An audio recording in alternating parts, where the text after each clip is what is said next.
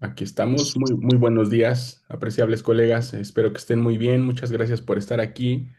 en nuestra sesión ya número 30 de este seminario. Ya llevamos 30 sesiones cumplidas el día de hoy, desde el año pasado, y bueno, y la situación sigue lamentablemente complicándose, pero nosotros también hemos seguido pues al pie del cañón con estas exposiciones y ahora nos acompaña un invitado especial que ahorita vamos a presentar. Como cada sesión, saludo con mucho gusto a la doctora Márgana Millán, coordinadora del seminario. Muchas gracias, querida doctora Márgara, por estar aquí nuevamente. Y les paso a presentar al candidato a doctor ya, Juan David Echeverri Tamayo, quien es maestro en estudios en relaciones internacionales por la Facultad de Ciencias Políticas y Sociales, pero también licenciado en Historia por la Facultad de Humanidades de la Universidad de Antioquia en Medellín, esto en Colombia.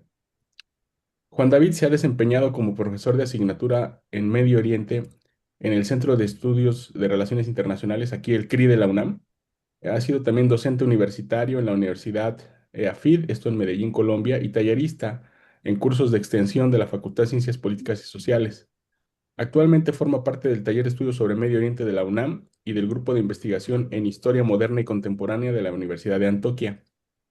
También se ha desempeñado en la aplicación de modelos de educación flexible como Escuela Nueva, aceleración del aprendizaje y procesos básicos, especialmente en proyectos de emergencia social y acompañamiento a víctimas del conflicto armado colombiano. Juan David es fundador y participante en proyectos de emprendimiento en el área de turismo histórico y cultural en Medellín, enfocados en el turismo comunitario y la reconstrucción de memoria de los barrios populares y el centro de la ciudad. Entre sus publicaciones más recientes se encuentran algunos textos como Historiografía e Identidad Palestina en el siglo XX, en la revista Estudios de Asia y África del Colegio de México, Palestina en el contexto de la fragmentación del Imperio Otomano, y también la creación de Medio Oriente, esto en Bonilla Artigas Editores en México en el año 2023. También ha escrito Teleología, Historia y Nacionalismo en la creación de los estados modernos en Medio Oriente, en una colección publicada por Dickinson, esto en Madrid, y, entre otras, historiografía israelí, legitimación del derecho a la estatalidad, también en estudios de Asia y África, entre muchos otros textos que también están en prensa, porque ha colaborado en múltiples proyectos Papit y Papime, algunos podcasts que hemos realizado y algunos escritos que están en prensa relacionados con el auge de la derecha y ultraderecha en Israel. Querido Juan David, muchísimas gracias por el tiempo y por preparar esta sesión. Bienvenido al seminario y adelante con la exposición. Muchas gracias. Pues muchísimas gracias. También primero que todo agradecer por este espacio, agradecer también al doctor Garduño, especialmente por su asesoría durante todo este proceso. Esto es parte de lo que trabajé directamente en mi tesis de doctorado. Entonces, también es una muy buena oportunidad para empezar a dar a conocer pues todo este esfuerzo de investigación que se hizo durante estos años y también porque pues yo creo que el mundo moderno tiene una particularidad y es esa tendencia a que los problemas, digamos, tienen un gran auge, pero también una rápida caída a la hora de hablar y tenerlos en cuenta cuando todavía están sucediendo, ¿cierto? El genocidio y entre otras cosas que ya venían pasando en Palestina antes del 23 de octubre,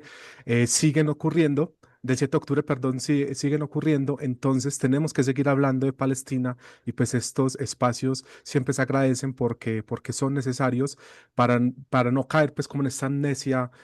constante que tenemos en el mundo moderno y más pues en el mundo de las redes. Entonces ya pues dicho esto, también un poco presentar el tema que vamos a tratar hoy. Entonces, la ponencia hoy trata de hacer una crítica a la solución de los dos estados y proponer una, digamos, nueva alternativa, no como un proyecto de nuevo estado que se pueda construir, sino como un horizonte que permitiera avanzar hacia una posible solución bajo las condiciones actuales que se presentan, ¿cierto? Entonces, es esa crítica a la solución de los dos estados y la propuesta del Estado cívico como un horizonte político futuro para la cuestión palestina.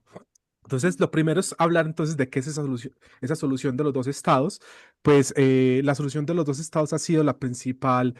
horizonte diplomático que ha abordado hasta el día de hoy en la cuestión palestina. Eso se apoya pues entonces como en un paradigma de que existe una bilateralidad entre palestinos e israelíes, donde pues ambas son comunidades nacionales que tienen unas reclamaciones que son igualmente legítimas, que en buena medida son culpables en medidas medianamente proporcionales de los acontecimientos que ocurren dentro del territorio y que pues el desacuerdo que estas dos comunidades tienen puede resolverse de una manera relativamente fácil mediante la creación de una partición territorial que establezca dos estados diferentes, ¿cierto? Entonces, de alguna manera, vista sobre el papel, pues esta solución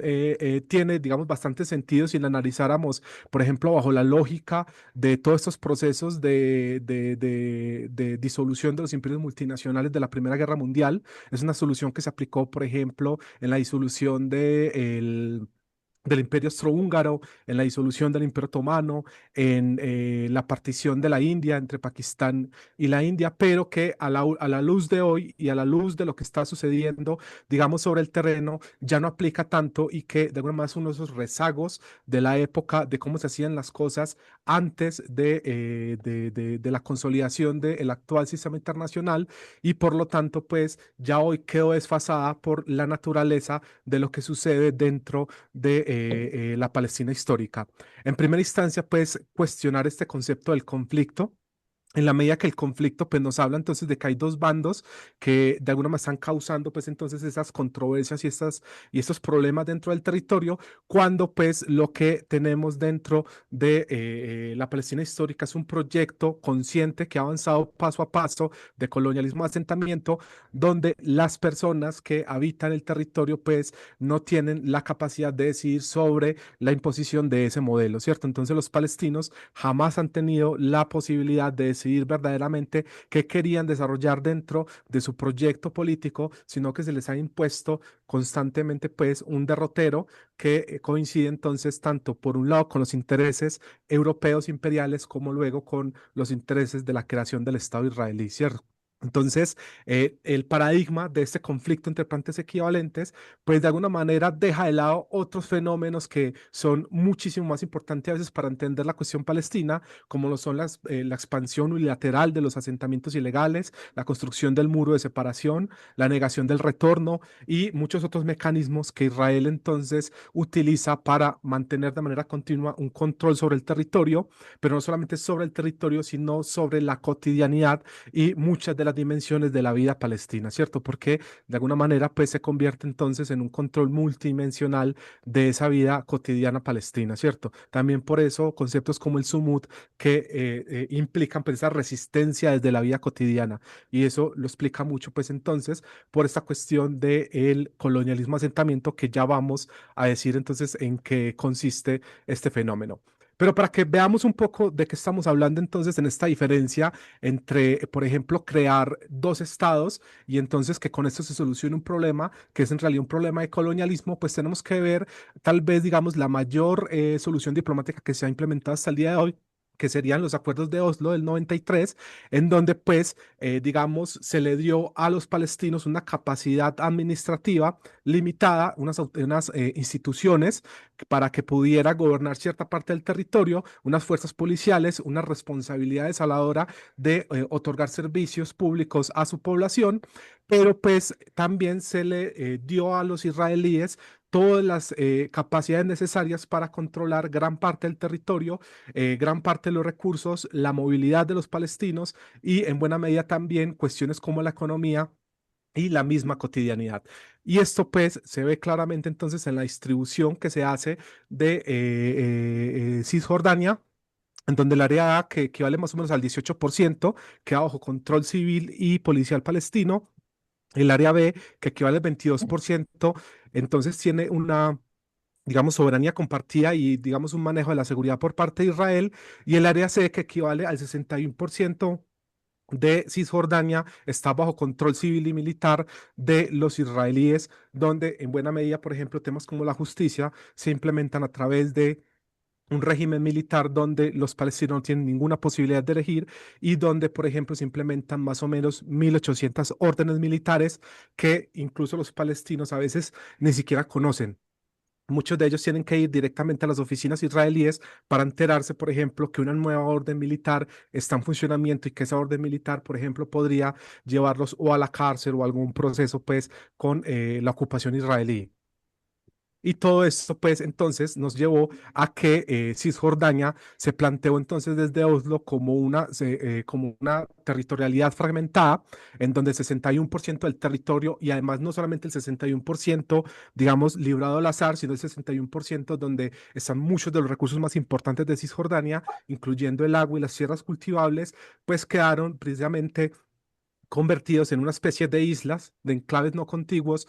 palestinos que están separados por carreteras segregadas, entre otros espacios que pues limitan tanto el crecimiento urbano palestino como el desarrollo de su economía, entre otras cosas, ¿cierto? Y pues con eso pues aquí tenemos una de las grandes premisas por las cuales pues la solución de los dos estados no se puede seguir evaluando de esta manera de que la partición va a llevar necesariamente entonces al desmantelamiento de todas las relaciones que han sostenido la dominación israelí, porque pues como vemos acá, pues el colonialismo de asentamiento, pues es un modelo particular de colonialismo que se diferencia de otros modelos de colonialismo, por ejemplo, como el extractivista, porque su objetivo principal, pues, es la ocupación permanente del territorio, ¿cierto? No es como que tú llegas, conquistas un lugar o lo mantienes bajo tu control, construyes fábricas, factorías y demás, explotas a la población local, pero no necesariamente llevas una población colona para cambiar, por ejemplo, la demografía del territorio y demás, sino que lo incorporas directamente incluso a la esencia nacional del territorio que está colonizando, ¿cierto? Entonces, si ustedes van y ven, por ejemplo, la política de la coalición de Netanyahu, lo que te van a decir es que los asentamientos ilegales son un objetivo de Estado, son una meta por parte del Estado que es incentivada y que es, digamos, apoyada directamente entonces por instituciones que son dedicadas explícitamente, pues, al crecimiento de esos asentamientos. Por otro lado, también se busca la eliminación física, la contención o el desplazamiento forzado de las poblaciones locales. Esto ya lo hemos vivido en diferentes momentos en Palestina, desde lo que sería el periodo anterior a la creación del Estado de Israel, con la expropiación de tierra de los de las tierras de los campesinos palestinos, luego con la Nakba y posteriormente pues lo hemos visto constantemente hasta el día de hoy, en donde pues hemos visto pues campos de refugiados que se convierten en ciudad, por ejemplo, en Gaza. Y también por otro lado, pues que el colonialismo de asentamiento es una estructura adaptable, que no es un evento específicamente, no es como que, por ejemplo, se atacó una ciudad en específico, se conquistó un punto en específico, se estableció un cuartel en específico, sino que, digamos, se interconecta, evoluciona en el tiempo y se adapta a las condiciones tanto tecnológicas como sociales, políticas, diplomáticas, económicas, que, digamos, pidan de ese colonialismo ciertas actitudes o ciertos cambios en determinados momentos. Entonces, de alguna manera, pues para ponerle, digamos, una diferencia frente a otras formas de colonialismo, pues ese objetivo primordial del colonialismo de asentamiento es el reemplazo irreversible de la población nativa, tanto sobre la tierra como sobre las estancias de poder, de decisión, entre otras, ¿cierto? Entonces, esta particularidad hace que en ese modelo de partición, pese a que tú, digamos,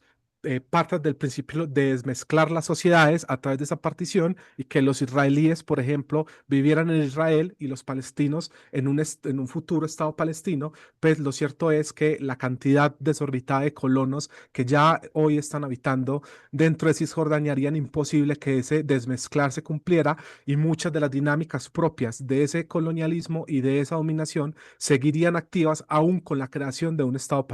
palestino. Y con esto, pues, ya para que tengamos, digamos, esto mucho más gráfico, pues aquí, digamos, les tengo algunos principios. Primero, pues, que ese colonialismo asentamiento no es un evento como lo hemos dicho. Por otro lado, está esa lógica de la eliminación, que caracteriza pues este tipo de colonialismo, y otro es que hay una diferencia con el poscolonialismo, porque el poscolonialismo muchas veces empieza a funcionar en espacios donde precisamente se han aplicado los procesos de descolonización, mayormente pues seguidos de la Segunda Guerra Mundial, ¿cierto? Pero en este caso pues los colonizadores jamás se fueron, sino que siguieron puliendo y perfeccionando entonces sus formas de desplazar, de contener y de reducir pues la capacidad territorial y política de la población nativa, nunca, digamos, cumpliéndolo completamente hasta el día de hoy. Y otra cosa que tenemos que tener muy claro, pues, frente a este proceso, de también un poco para cuestionar este concepto de la bilateralidad y de que existe un conflicto entre dos partes equivalentes, es que digamos, la partición ya ha fallado, perdón, varias veces a la hora de ser aplicada. Pues primero tenemos en el plan de partición de la ONU del 47, donde el 55% del territorio se le otorgaba a un tercio de la población, que solamente controlaba el 7%. Luego, durante la Nakba, donde fueron destruidas 531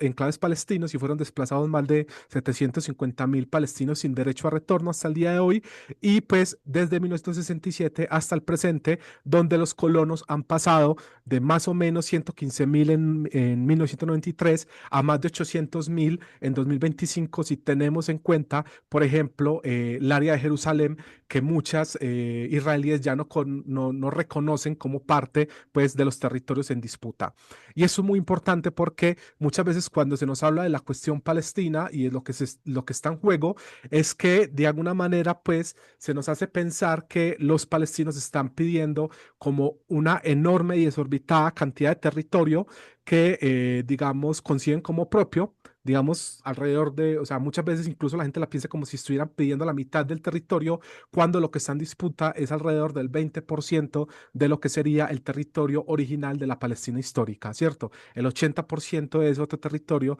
ya es reconocido internacionalmente por Israel, pero la disputa incluso está solamente por ese 20% del territorio que Israel niega reconocer para los palestinos. También un poco para que nos vayamos situando. Y en esa medida, pues, ese colonialismo de asentamiento, pues también entonces tiene sus propias fases. Hoy no nos vamos a adentrar mucho en ellas, pero solamente como para que las conozcan y de pronto si alguien quiera adentrarse en ellas, lo puede hacer. Entonces vamos a ver entonces que ese colonialismo se ha aplicado en fases, todas ellas interconectadas. No quiere decir que una fase, cuando se pasa a la siguiente, ya la anterior deja de existir, sino que se complementa y, digamos, se articula a nuevos procesos. Entonces, al principio, pues hubo un proceso de exocolonización, donde se aplica una violencia fundacional, se construye el concepto de frontera móvil y, digamos, se construyen las bases para lo que sería la Nakba. Luego, ese proceso de endocolonización, donde se institucionaliza el dominio israelí, se crea un régimen militar, se aplican leyes como la ley de los ausentes para apropiarse del territorio y se empieza entonces a construir el apartheid jurídico que funciona hasta el día de hoy. Y posteriormente, en una nueva fase que en estos momentos se está construyendo, es la dromocolonización, en donde pues se empieza a complementar toda esta cuestión de colonialismo con el control tecnopolítico, con la IA militar, la vigilancia biométrica, la guerra algorítmica, y se la va articulando todo ese complejo militar mundial, en donde pues Israel empieza a, digamos, alimentar no solamente su propio régimen de represión, sino regímenes de opresión en otros espacios como Marruecos e incluso como América Latina, en el caso de México y Colombia con Pegasus, para el espionaje de periodistas, activistas, entre otras cosas, ¿cierto? Entonces ahí tenemos un poco cómo funciona y por qué, pues de alguna manera, la idea de la partición termina por ser desbordada por la realidad de lo que ocurre, ¿cierto? Porque también, pues, vamos a tener que hay todo un conjunto de actores israelíes que se dedican precisamente activamente a eso, tanto estatales como no estatales, entre ellos, por ejemplo, el Consejo de Yesha, que representa pues esos colonos dentro de la Neset y que pues lleva allí leyes y demás que puedan beneficiar esa expansión de los asentamientos. También entidades de abogados que como Regabim, que se encargan de litigar por estos colonos frente al Estado y para apropiarse de las tierras palestinas, entre otros, y así pues sucesivamente podríamos hablar de diferentes actores que empiezan a tener pues su propia participación dentro de todo esto, tanto pues por ejemplo a nivel legal, pero también a nivel de la violencia, como los jóvenes de las colinas, que es una red de jóvenes colonos que está muy vinculada entonces con la ocupación directa y violenta de las tierras palestinas y que es apoyada directamente por los políticos que están dentro de la coalición de Netanyahu, como Ben Gvir, entre otros, ¿cierto? Y todo esto pues va a generar entonces lo que es una lógica circular dentro de Israel, en donde pues el colonialismo de asentamiento pues aplica, digamos, ciertos principios que hacen irreversible pues estos procesos de anexión. Entonces, lo primero es que hay que ver entonces cómo se conceptualizan las tierras, que ya no las conceptualizan solamente como los terrenos que ya tienen los colonos, sino también que ven aquellas tierras que todavía están bajo control palestino como solamente aquellas tierras que no forman todavía parte de la frontera de Israel, pero que en el futuro podrían formar parte de eso. Entonces, Israel considera el territorio que él es internacionalmente reconocido y los espacios colonizados por la población judía como territorio nacional, como territorio soberano israelí. Luego los colonos consideran que todo el territorio entre el río y perdón, entre el mar y el río Jordán está en los derechos soberanos de Israel y que pues de alguna manera estén sometidos o no a esa colonización en la actualidad, en el futuro lo van a estar. Y por último, entonces, los colonos israelíes pues hacen que esos hechos sobre el terreno pues sean reconocidos por Israel a través de ciertas políticas y demás que son aprobadas directamente sobre la Knesset y que luego son llevadas a los territorios de Cisjordania en diferentes momentos, ¿cierto? Entonces crea este círculo donde los israelíes, donde el Estado israelí concibe todo el territorio ocupado por colonos como interés del Estado, luego los colonos ven todo el territorio entre el mar y el río Jordán como parte del proyecto soberano de Israel y se crea entonces otra vez el círculo donde se autojustifica la colonización. Y por lo tanto, pues la partición empieza a ser, digamos, vaciada por completo de sentido, ¿cierto? Y por otro lado, pues si vemos la evolución misma de los procesos de negociación, donde se ha dicho que se va a aplicar esa solución de los dos estados, pues podemos ver entonces que desde Camp David, pues ha habido un crecimiento desbordado de los asentamientos y de la población colona dentro de Cisjordania, pese a que en ese momento se esté estipulando que se están estableciendo negociaciones con los palestinos y que incluso muchas veces se tacha a los palestinos de que esas negociaciones, pues, digamos, fallan por el hecho de la intransigencia palestina, ¿cierto? Y pues con todo eso, pues ya tenemos que distinguir entre lo que sería solo una autonomía sin soberanía de lo que sería pues entonces la creación de un Estado palestino independiente y con capacidades pues de superar esas dinámicas internas que han articulado esa ocupación palestina. Entonces, el hecho de tener ministerios, policías, servicios, educación, salud, pues nos lleva entonces a que verdaderamente exista un Estado palestino fuerte que pueda empezar a avanzar en pos de eliminar todas estas dinámicas de las que hemos hablado, ¿cierto? Y pues esto también ha llevado incluso a que las instituciones y, por ejemplo, la Autoridad Nacional Palestina quede completamente desacreditada para buena parte de la población, porque pues muchos incluso llegan a verla como una operaria de Israel dentro del territorio que es obligada a cooperar en diferentes ámbitos, incluyendo, por ejemplo, hace poco el otorgar el catastro de las tierras a las fuerzas israelíes, a las autoridades israelíes, para que luego pues sean adquiridas por colonos de maneras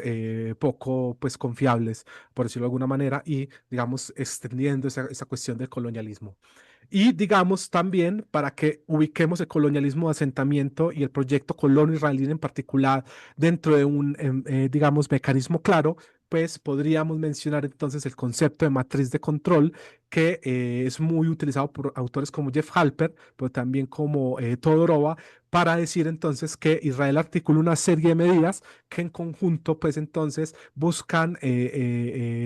mantener esa dominación sobre la cotidianidad palestina desde diferentes perspectivas. Entonces tenemos desde las incursiones militares, que sería lo más visible, pasando por los asentamientos y los caminos segregados, por otro lado las órdenes militares de las que hablábamos, más o menos 1800 de ellas, la vigilancia y la dominación, esta vigilancia cada vez más tecnológica, y por otro lado la gestión de las narrativas o la Hasbara, que termina por no solamente validar a nivel interno todo este proceso, sino también también a nivel externo, ¿cierto? Entonces, de alguna manera, todo esto lleva entonces a que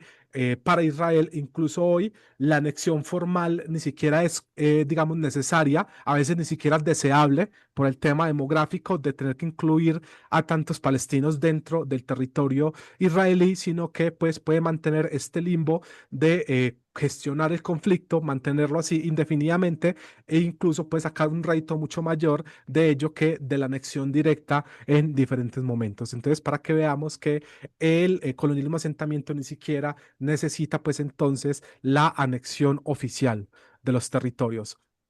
Y pues, solamente para que tengan otras, digamos, referencias de cómo funciona pues el colonialismo de asentamiento y la matriz de control, y es que de acá pues solamente mencionar que son procesos acumulativos, ¿cierto? Cada, digamos, asentamiento va generando nuevas necesidades, va desembocando en nuevas leyes, va desembocando en más control, y entonces pues va generando pues este círculo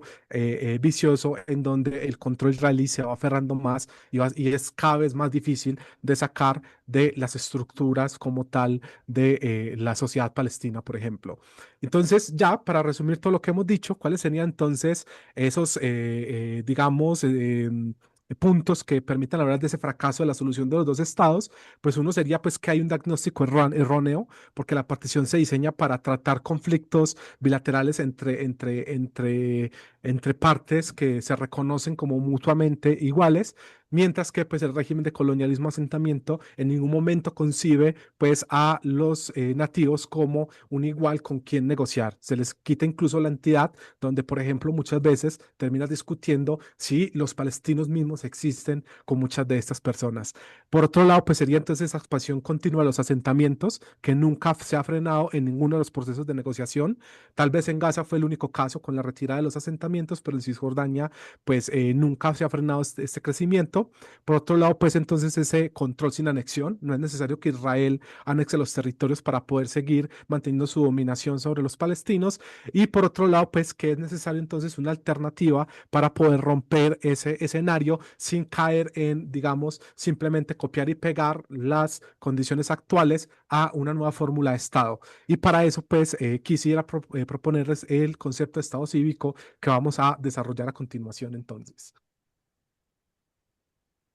Y acá, pues entonces, hay que decir entonces un poco que el Estado cívico hay que diferenciarlo de alguna manera de lo que ocurre en Occidente, porque de alguna manera el Estado cívico en Occidente muchas veces lo relacionamos con todo lo que sería, por ejemplo, secularismo, a veces incluso un secularismo demasiado activo, a veces casi que un, ¿cómo se llama esto? Como un radicalismo secular, en donde pues hay una persecución constante y directa de la religión y de otras formas de identidades dentro de los territorios, mientras que, por ejemplo, el concepto de Daula Madanilla dentro de, el mundo árabe, porque esto es un concepto que se extrae directamente del mundo árabe, pues tiene diferentes concepciones que no aplican necesariamente a lo que Occidente concebimos como lo cívico, ¿cierto? Entonces, pues el Estado cívico, pues entonces no responde entonces a la cuestión palestina, sino que muchas veces se alimenta entonces de todas estas dinámicas de protestas que hubo, esas movilizaciones a partir de las primeras árabes en 2010 en diferentes países de la región, y tiene entonces dentro de sus principios diferentes, digamos, puntos que hace que coincida, pero que tampoco hace que sea un concepto completamente cerrado. ¿Cierto? No es un concepto que se puede adaptar para que diferentes, digamos, partes de una sociedad que en principio serían completamente incompatibles puedan encontrar espacios de negociación, espacios de diálogo y por lo tanto espacios para avanzar hacia determinados objetivos que se plantee una sociedad en específico para afrontar ciertas dinámicas de división, fragmentación y ciertas problemáticas internas. Entonces, esos principios, algunos de ellos pueden parecer muy occidentales, pero luego vamos a irlos de una manera pues, desentrañando dentro del Medio Oriente y cómo funcionan y por qué y de dónde salen pues esas preocupaciones. Lo primero entonces es la centralidad de la ciudadanía, de que el poder político debe responder a quienes forman parte de esa comunidad y que por lo tanto entonces, digamos, el territorio y las instancias de poder no pueden estar estructurados a través de privilegios etnonacionales, por ejemplo, pero tampoco religiosos, de partido, entre otras cosas, porque pues de alguna manera entonces mantener pues esas estructuras lo que hace es aislar a parte de la sociedad y no permitir entonces que nunca se llegue a una, ¿cómo se llama esto? Como una convivencia que permita avanzar dentro del proyecto político de un territorio, ¿cierto? Entonces lo que se busca es de alguna manera superar esas divisiones sectarias que han marcado, por ejemplo, a Medio Oriente específicamente de una manera bastante regular, ¿cierto? Entonces, dentro de eso, pues vamos a tener acá que también otro principio es la igualdad ante la ley, porque si ustedes ven, pues precisamente parte de ese apartheid jurídico dentro de Palestina, pues parte de que en Medio Oriente muchas veces, pues la ley incluso puede empezar a permitir que se beneficie a ciertas personas, en particular por diferentes tipos de posición dentro de la sociedad, poniéndolo pues en unos derechos diferentes y unas cuestiones particulares dentro de la misma construcción de la ley dentro de esos países y por otro lado, pues la voluntad popular muchas veces en relación con el dominio, por ejemplo, de esos regímenes autoritarios de la región y también frente a instituciones particulares como el ejército, en algunos de ellos que, digamos, en muchos momentos se adjudica la capacidad o la obligación, pues, de sustituir, pues, a las personas en los momentos de cambio y en los momentos de esas revoluciones, como ocurrió muchas veces luego de, digamos, el derrocamiento de los líderes autoritarios en muchos de estos países y que luego llega entonces el ejército a apoderarse de las instituciones y a no permitir pues precisamente esa transición argumentando diferentes cuestiones, ¿cierto? Entonces, pues con todo esto hay que decir entonces que el Estado cívico entonces no es en Medio Oriente una cruzada directa contra el papel de la religión dentro del Estado, en la medida de que pues se reconoce que son sociedades que digamos tienen una relación particular no solamente con la religión como la vimos en Occidente, sino también con el Islam, por ejemplo, como un conjunto bueno, o como un, ¿cómo decirlo? Como un manual, por llamarlo de alguna manera, que puede marcar diferentes tipos, diferentes factores de la vida, más allá de lo religioso y de la religión como la vemos en Occidente, sino que puede convertirse en incluso casi como en un estilo de vida de cómo articulas o cómo afrontas la vida y cómo te desarrollas dentro de ella y cómo te relacionas con los otros. Entonces, que eso trasciende mucho más incluso el concepto de la religión occidental y por lo tanto, pues dentro de ese concepto de Daula Madanilla, pues no se va en contra directamente de esto, sino que se busca que, por ejemplo, principios como la religión no terminen por dar privilegios a partes específicas de la sociedad. Por otro lado, también que no es un modelo cerrado, que no busca reemplazar una arquitectura estatal por otra, sino, digamos, aprovechar ciertos espacios que hay dentro de la sociedad que ya se están articulando para cambiar las lógicas de las relaciones del poder dentro de los espacios y a partir de eso poder avanzar hacia ciertos tipos de construcción que no tienen que estar, digamos, predeterminados dentro de todo el proceso, ¿cierto? Y pues con todo esto, de alguna manera, pues entonces el Estado cívico, digamos, se puede entender dentro de esto como una propuesta de un horizonte más que la propuesta de construir un Estado, digamos, o dos Estados o un Estado unificado entre palestinos e israelíes o un Estado, una confederación o diferentes modelos de Estado que se han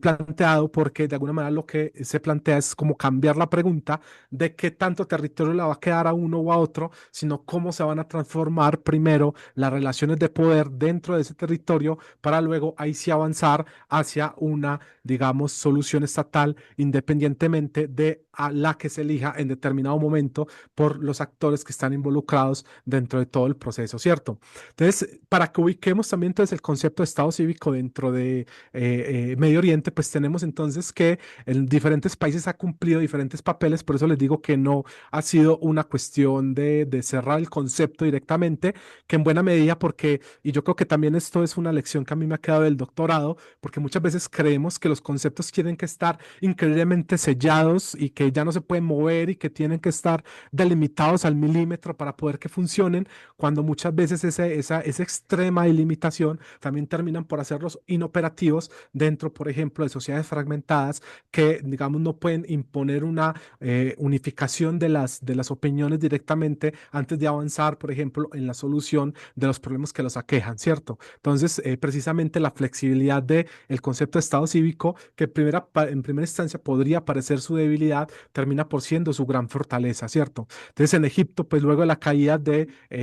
Hosni Mubarak, pues vamos a ver que dentro de las calles van a empezar a haber diferentes lemas, por eso quise traerles estos lemas específicamente, en donde el más importante va a ser el reclamo entonces de un gobierno civil e instituciones elegidas frente a ese peso del Consejo Supremo de las Fuerzas Armadas y digamos esto por parte de las personas comunes, pero la hermandad musulmana, que también es un actor muy importante dentro de Egipto, también va a tratar de, digamos, introducirse dentro de toda esta discusión, apropiándose del concepto de Estado cívico, pero también teniendo entonces como ese matiz de Estado cívico con referencia islámica. Entonces miren cómo ya, por ejemplo, estos actores, que muchos de ellos son laicos, que no quieren esa influencia del Islam, por ejemplo, dentro del Estado, pueden empezar a trabajar entonces con entidades como la Hermandad Musulmana dentro de un espacio común sin tener entonces que enfrascarse en discusiones que luego pues fragmenten el movimiento desde el inicio y no permitan avanzar hacia ningún lado, ¿cierto? Por otro lado, pues también entonces es un concepto que se disputa entonces constantemente por fuerzas de muchas naturalezas y que al mismo tiempo pues entonces también sirve para empezar a establecer una delimitación compartida de qué se espera por el poder y por las personas que ocupan ese poder y por cómo se llega a ese poder, por ejemplo, oponiéndose tanto a las instituciones armadas o al radicalismo de, digamos, cierta facción religiosa que se quisiera situar por encima del control político de la sociedad, ¿cierto? Eso, por ejemplo, en el caso egipcio, pero por ejemplo, en el caso de Túnez y Yemen, también la discusión, pues entonces se complementó con otras cuestiones donde las personas, por ejemplo, en el caso de Túnez, empezaron a pedir muchísimo lo que sería trabajo, libertad y dignidad nacional dentro de ese carácter civil del Estado, donde se buscaban entonces derechos sociales y condiciones materiales de existencia dentro del Estado. Y, por ejemplo, en Yemen, el concepto de IRAL pues entonces va a rechazar ese reemplazo de lo que sería el dictador del momento de Abdullah por lo que sería el ejército, haciendo entonces, digamos, que la sociedad estuviese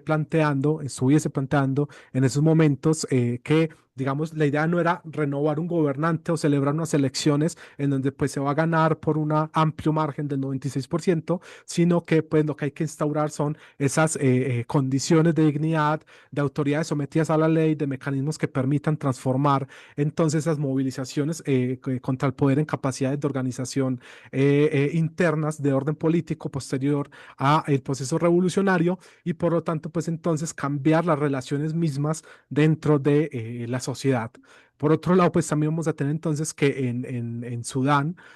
durante todas las protestas que se van a hacer entonces para la caída de Omar al-Bashir, pues entonces tenemos ese lema de la revolución es la revolución del pueblo, el poder pertenece al pueblo y los militares al cuartel. Entonces, oponiéndose tanto por un lado al sectarismo religioso como por otro lado al autoritarismo militarizado. También entonces tenemos otros lemas como el de libertad, paz y justicia, el Estado civil es la opción del pueblo, que va a reforzar entonces esa idea de defender la subordinación de las Fuerzas Armadas a una autoridad civil y negarles cualquier prerrogativa para determinar quién gobernaría el país en el futuro, ¿cierto? Pero esta misma lógica, porque digamos, esa es otra de las cosas que defiende el Estado cívico, que se puede partir de una lucha particular para ir construyendo y ampliando esas luchas a diferentes espacios, porque esta lucha que se apunta directamente entonces a estas Fuerzas Armadas que quieren monopolizar el poder, también luego pues entonces puede extenderse a partidos, a comunidades religiosas, a facciones, a identidades nacionales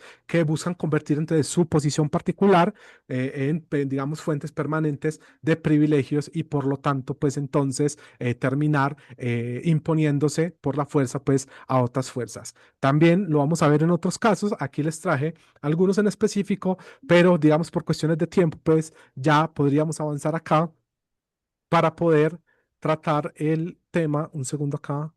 de cómo se vería esto dentro de Palestina. Pues hemos visto entonces que en Palestina también hay esta doble oposición, porque por un lado, pues hay entonces un rechazo directamente a, por ejemplo, las acciones autoritarias de Hamas en Gaza en diferentes momentos, pero también, por ejemplo, la adquisición del poder de la autoridad palestina con Abbas al poder en otros momentos, pero también frente a la ocupación. Entonces hay esa doble derrotero donde la sociedad palestina entonces busca de alguna manera cambiar las condiciones dentro del Estado y generar entonces alternativas para poder sostener, digamos, mantener su vida dentro de las condiciones que están viviendo en estos momentos. Entonces, esto nos lleva a decir entonces que no basta entonces con una sociedad estatal por sí misma, pues sea un estado único, dos estados, una federación, una confederación, si no se avanza en un proceso de descolonización de las relaciones sociales dentro de Palestina e Israel, pues se va a simplemente trasladar todas esas relaciones a esa nueva estructura estatal que se busque implementar. Incluso eso ya lo hemos visto con Oslo, cuando pues se impone una lógica gerencial a esa administración palestina, donde pues se ve a las personas más como, digamos, personas a las que se les presta servicios que como ciudadanos capaces de participar, construir y aportar pues a la relación con el Estado. Esto lo que nos genera entonces es lo que Timothy Mitchell concibe como un efecto de Estado que nos dice que el Estado está por encima de la sociedad y que solamente se encarga de determinar la sociedad y que no es un proceso que se retroalimenta y que muchas veces incluso termina por venir desde la sociedad hacia el Estado, ¿cierto? Y por eso, pues, dentro de esta exposición quisiera un poco introducir los actos de ciudadanía, porque los actos de ciudadanía dan un poco de ese pegamento para que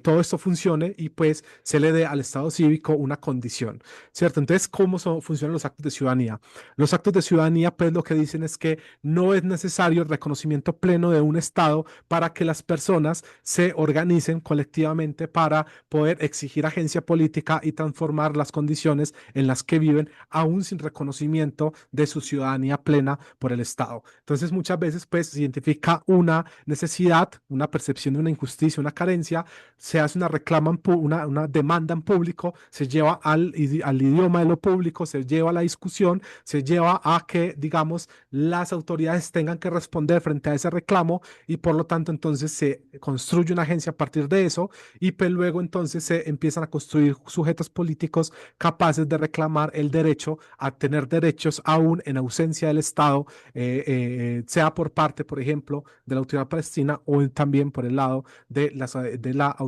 ocupación israelí. Y esto, pues, como les dije, pues ya se ha visto en determinados momentos dentro de Palestina con diferentes protestas de huelgas docentes que se articulan entonces para cuestionar entonces también la misma construcción de lo gremial dentro de Palestina, pero también la autoridad de la ANP y por lo tanto, pues, esa institucionalidad. Y también, por ejemplo, el maratón en Gaza, donde se prohíbe entonces la inscripción femenina y que luego eso se convierte, pues, entonces por una disputa por quién puede ocupar el espacio público y de qué manera, ¿cierto? Entonces, con esto, pues, esos actos de ciudadanía se van aplicando en diferentes espacios y pues cada uno le va dando una condición particular a la relación de la sociedad con el Estado, ¿cierto? Entonces, vamos a tener, por ejemplo, en Cisjordania todos los casos de, por ejemplo, el mantener las cosechas del olivo, las escuelas comunitarias en donde las personas se organizan para poder llevar a cabo la educación de sus hijos, las huelgas de hambre, por ejemplo, dentro de las cárceles, el BDS a nivel internacional, la desinversión y el boicot directamente, pues la reconstrucción de aldeas por parte de los mismos ciudadanos y de organizaciones que se generan directamente dentro de estos espacios y los comités vecinales en Gaza que se encargaron de autogestionar toda esta crisis, ¿cierto? Esto no solamente se ve en Palestina, también lo podemos ver en diferentes lugares de Medio Oriente, donde o incluso, por ejemplo, el movimiento Bidún en Kuwait, donde ellos dicen no se trata de naturalización dentro de Kuwait, sino se trata de existir, ¿cierto? Entonces, actuar como ciudadanos sin serlo formalmente, ¿cierto? Entonces, ¿cómo avanzar? Pues sin necesidad de esta cuestión de tener que construir primero el Estado como tal. Entonces, en Cisjordania, pues esa disputa territorial y de resistencia, pues enfrenta todos esos procesos de, digamos, anexión acelerada, pero también genera, digamos,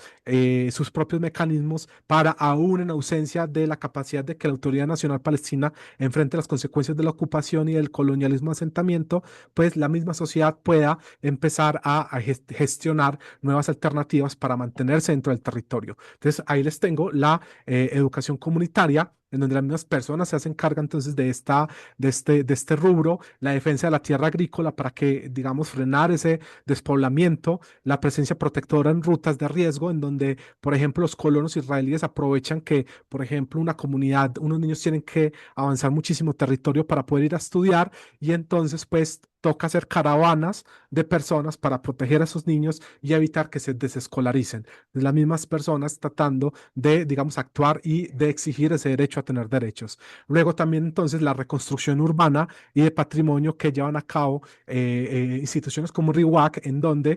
al no tener la autoridad palestina ni los recursos ni la ley suficiente para proteger el patrimonio palestino posterior a 1700, pues entonces esas entidades comunitarias se encargan de convertir esos espacios en espacios públicos que puedan seguir siendo habitados, que puedan conservar los paisajes, los usos y la identidad palestina dentro del territorio y que pues mantenga esa continuidad aún dentro de ese colonialismo, ¿cierto? Luego de eso también tenemos otras organizaciones clave, por ejemplo, tenemos Solidaridad con el Valle Jordán, en donde pues las escuelas comunitarias son construidas por parte de esa misma comunidad, donde se aplican acciones no violentas en diferentes aldeas, donde se crea esa conexión en medio de la fragmentación. También tenemos la Unión de Comités de Trabajadores Agrícolas que han, digamos, reconstruido más o menos 325.000 metros cuadrados de tierra agrícola recuperada precisamente de esos intentos de vaciamiento por parte de los colonos y por parte del Estado israelí, incluso la creación del banco de semillas más grande de Palestina, que precisamente es hecho directamente por la sociedad civil y que, digamos, es alimentado por los mismos campesinos que, digamos, transmiten sus conocimientos generacionales a través de ese banco de semillas. El Comité Popular de Hebrón, que, digamos, hace diferentes tipos de acciones directas, que construyó más o menos 19 escuelas y 40 kilómetros de tuberías en diferentes lugares, pues, de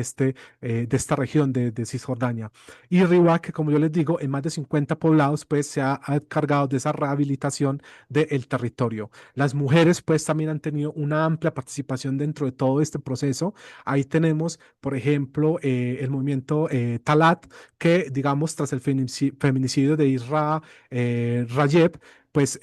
articuló una medida dentro de toda esta lucha palestina en donde precisamente lo que defienden estas mujeres es que la emancipación nacional y la igualdad social pues no deben ser, digamos, vistas como un elemento que se va a desarrollar posterior a la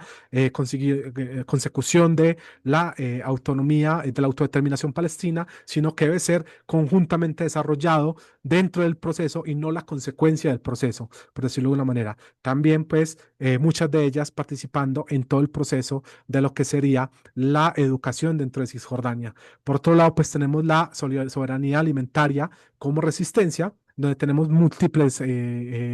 digamos, asociaciones. Quisiera recalcar algunas de ellas. Ya hablamos de una de ellas que se dedica a recuperar la tierra, pero tenemos, por ejemplo, a Characa, que se encarga de conectar directamente entonces a los campesinos palestinos con proveedores y con consumidores palestinos para, por ejemplo, evitar esa conquista económica que muchas veces hace Israel a través de sus empresas, donde, por ejemplo, pues comprar fertilizantes muchas veces sale más barato comprárselos a empresas israelíes y que por lo tanto, pues entonces van socavando entonces ese tejido económico y social de Palestina que cada vez queda más fragmentado, no solo territorial, sino también económicamente. También, por ejemplo, empresas de turismo que se dedican a incentivar no solamente el turismo extranjero, sino el turismo local para que palestinos de diferentes regiones puedan visitar espacios que en primera medida nunca visitarían, pero que, digamos, a través de las iniciativas de estas empresas comunitarias de turismo, pues terminan entonces tanto por conocer su propia historia,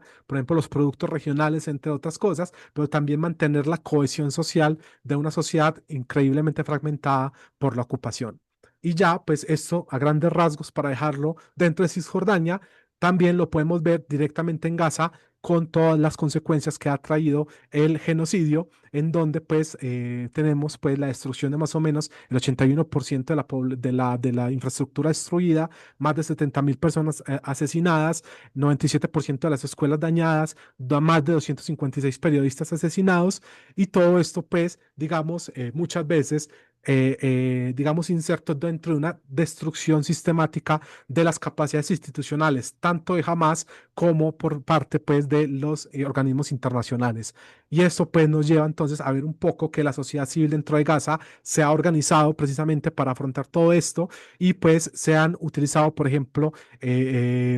digamos, figuras no tan elaboradas de ONGs y demás, como por ejemplo a veces se puede ver más en Cisjordania, sino por ejemplo el voluntariado vecinal, los microcentros de desplazamiento, en donde por ejemplo una familia, un barrio y demás puede, digamos, acoger a cierta cantidad de personas desplazadas. En algunos momentos se llegaron a registrar hasta 10.000 refugios informales, que muchas veces eran microemplazamientos,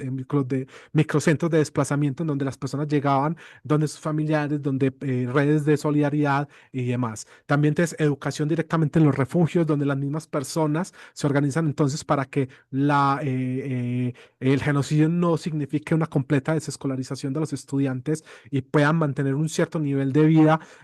cotidiana dentro de todo el proceso. Y también pues las redes de mujeres que siguen haciendo el hincapié en que si bien por cuestiones como la hambruna son increíblemente importantes y hay que controlarla lo más rápido posible, hay otras cuestiones menos visibles que muchas veces se las dedica o se las condiciona a los espacios domésticos, pero que en realidad hacen parte intrínseca y parte muy importante de la sociedad, como la salud mental, entre otras cosas, teniendo pues, por ejemplo, madres que tienen, digamos, este estrés postraumático y sus hijos frente a los drones y entonces niños que colapsan a la hora de oír un ruido extraño que puedan confundir con un dron y pues madres teniendo que contener también en un estado de pánico para poder de alguna manera, pues que no se descontrole pues toda la situación con sus hijos, sus familias y demás. Entonces, todas estas cosas pues son reseñadas por estas mujeres y son hechas precisamente pues para que se tenga entonces esa participación de la sociedad civil. Los mismos túneles son un ejemplo de esto,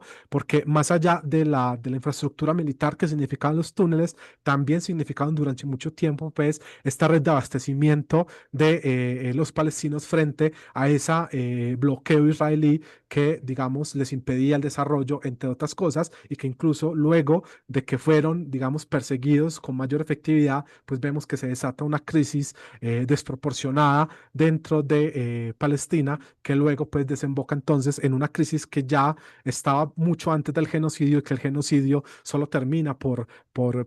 incentivar. Y aquí precisamente con lo que hablábamos, porque no es una lucha directamente con las instituciones que vengan desde el Islam, porque, por ejemplo, muchas veces no se evalúa perfectamente este papel social del Islam político, e incluso el mismo Hamas, en donde pues esa infraestructura social generada por el Islam dentro de Gaza, pues cumple diferentes ámbitos y ha avanzado dentro de diferentes circunstancias. Tenemos pues el apoyo con prótesis y con apoyos económicos, la rehabilitación, universidades islámicas, unidades de sociedades de beneficencia, entre muchas otras, que lo que hacen pues también es poder afrontar crisis que en muchos momentos ni siquiera los organismos internacionales van a ser capaces de afrontar porque van a necesitar de esas redes locales que han permitido entonces seguir llevando ayuda humanitaria y demás frente al colapso pues de lo que está sucediendo. Por otro lado, pues tenemos la diáspora, en donde pues muchas veces también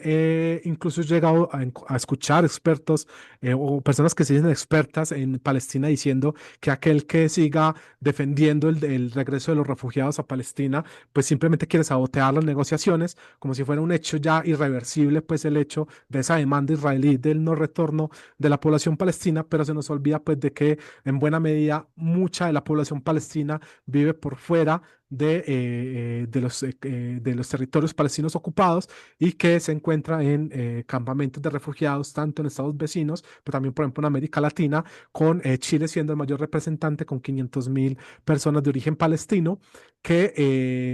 o ascendencia palestina, que han llevado entonces una campaña internacional que trasciende por mucho las fronteras territoriales y que nos hace entonces también pensar estas identidades vinculadas a territorios en un problema que de alguna manera es mucho más transnacional de lo que parece y que está articulado a diferentes formas de identidad que no reducen la experiencia de lo palestino a un solo actor, sino a múltiples actores que desde su propio espacio tratan de interconectar la lucha palestina con otras formas de lucha en los lugares en donde habitan. Por último, pues también vamos a tener el sistema carcelario israelí, donde pues si bien es un dispositivo colonial donde Israel trata también un poco de silenciar las voces palestinas a través de los presos políticos, entre otras cosas, y también, por ejemplo,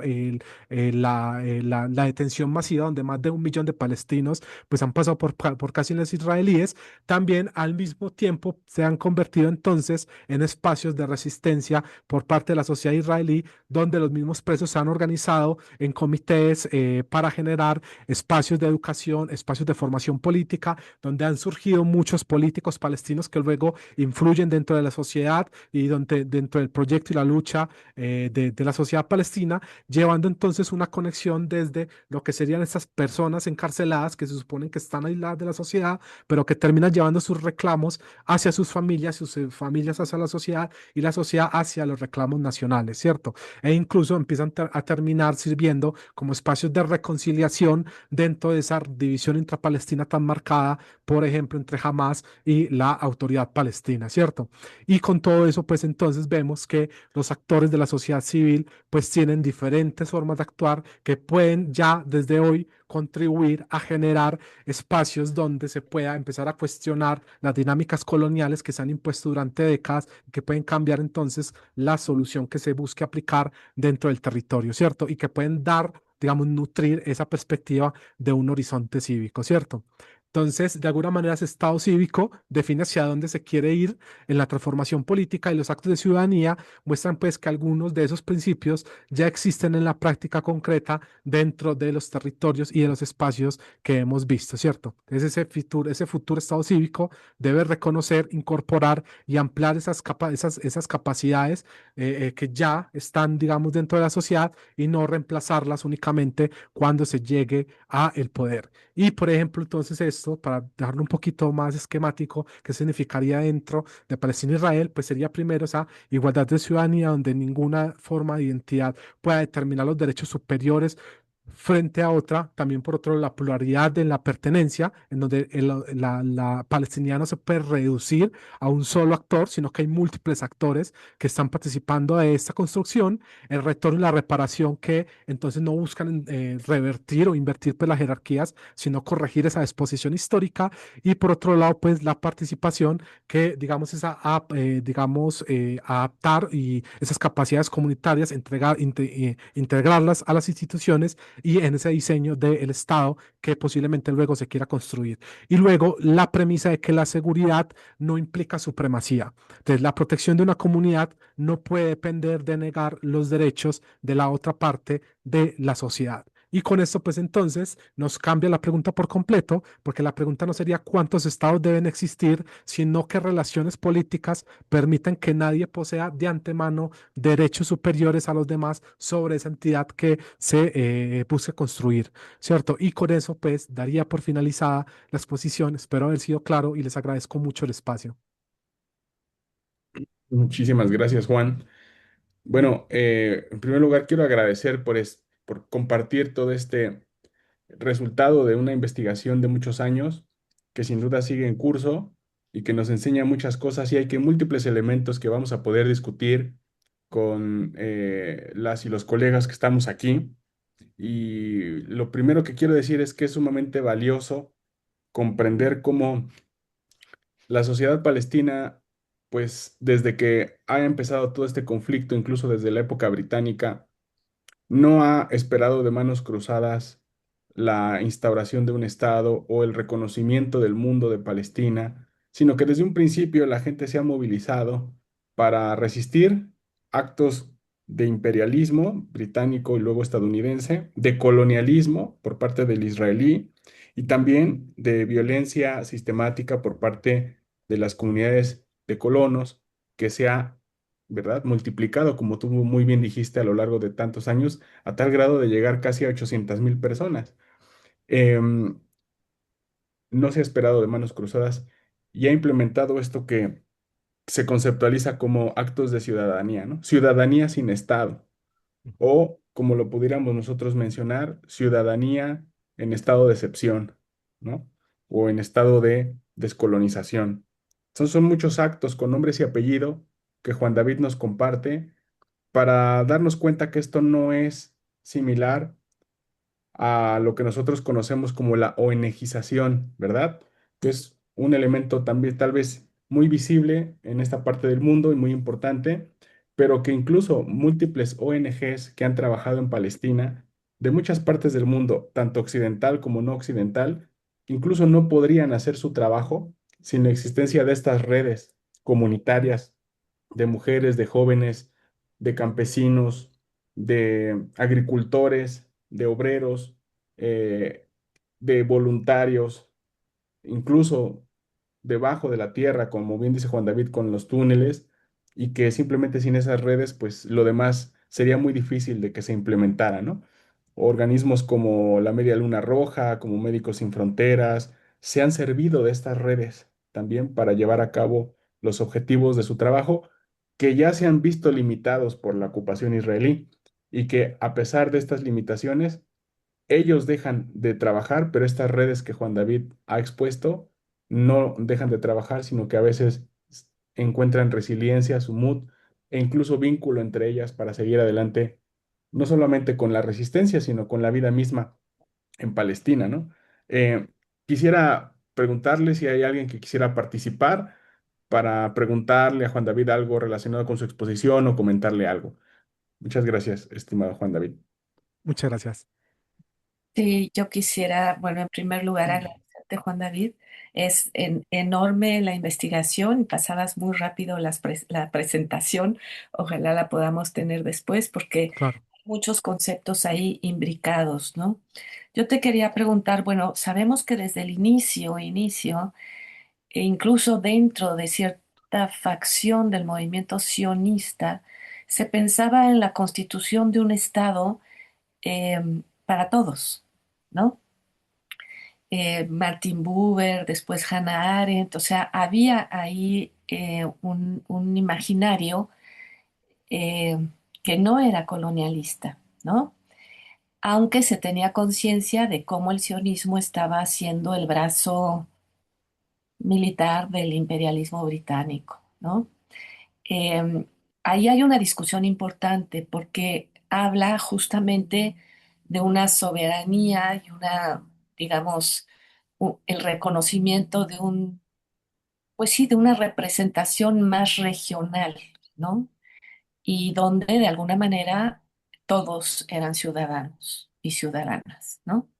Ese es un proyecto fracasado. Sabemos toda la historia, pues, posterior y cómo avanza el colonialismo de asentamiento. Yo te quería preguntar, ¿acaso tú ves, porque nosotros sí lo vemos en el movimiento judío más internacional, pues el acento hacia ese tipo de solución y no hacia los dos estados, porque como tú bien acabas de demostrar, la solución de los dos estados es la solución colonialista y no es la solución de la emancipación, eh, no solo árabes, sino de todos los pobladores de esa región, ¿no? Pero yo te quería preguntar, esta idea y estos actos ciudadanos que de alguna manera van construyendo otro tipo de institucionalidad, ¿la ves en Israel actualmente? O sea, Precisamente, ajá, ¿no? O sea, como que pensemos si hay algo que responde, ¿no? O que conversa a lo que estamos viendo de manera internacional. Porque efectivamente yo pienso que ahí se está cocinando, digamos, otra idea de organización social. Un referente, lo decíamos en alguna sesión, pues es el confederalismo democrático que han logrado desarrollar las y los kurdos en vastas regiones, no solo de múltiples religiosidades, sino también nacionalidades, etcétera, ¿no? Pero lo que tú hablas es, ahora que tú lo referías, yo decía, bueno, en nuestros países también hay esta, esta institucionalidad de abajo, ¿no? Que opera sin necesidad del Estado y que y de alguna manera eh, hace que las comunidades sigan existiendo, ¿no? En México sabemos muy bien, y por ejemplo, el ejemplo zapatista podríamos pensar en algo semejante, pero, pero ¿qué pasa en Israel, ¿no? Esa es mi primera pregunta. Y Y la segunda que creo que es bien importante es efectivamente, como decía Moisés, de repente, porque sí ha habido digamos, una política y un impacto importante de los movimientos de las ONGs que parecerían que llegan y salvan y ayudan y no nos deja ver pues la agencia propia de los sujetos que están ahí, ¿no? Y que se organizan de distintas maneras, no solo para resistir, sino para estar construyendo. ¿Qué construyen? Pues construyen pueblo y nación, ¿no? Pueblo y nación sin Estado. Entonces, como que poder entrar también en esa deriva, ¿no? Eso, y muchísimas gracias. Eh, Muchas gracias. Muchas gracias, doctora Millán. Hay dos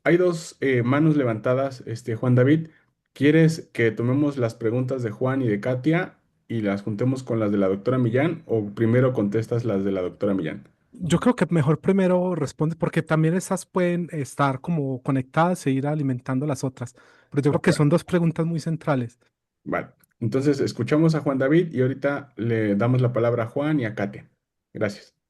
Dentro de las preguntas que hace la doctora con mucha, digamos, acierto, precisamente es, entonces, ¿qué pasa con Israel? Porque, digamos, y eso es algo que la otra vez el doctor Garduño nos mencionaba, que yo creo que es muy, digamos que es una tendencia muy, incluso muy lógica dentro de la academia, de querernos siempre como conocer mucho el bando que consideramos que es, digamos, el oprimido. Pero muchas veces como que no nos da tanta el deseo, las ganas, no sé cómo llamarlo, la curiosidad, no sé, de investigar a aquel que ejerce el colonialismo, por ejemplo, y entenderlo bien, ver sus dinámicas, ver que no es un bloque monolítico tampoco, que si el colonizado no es un bloque monolítico, el colonizador tampoco lo es, ¿cierto? Y que también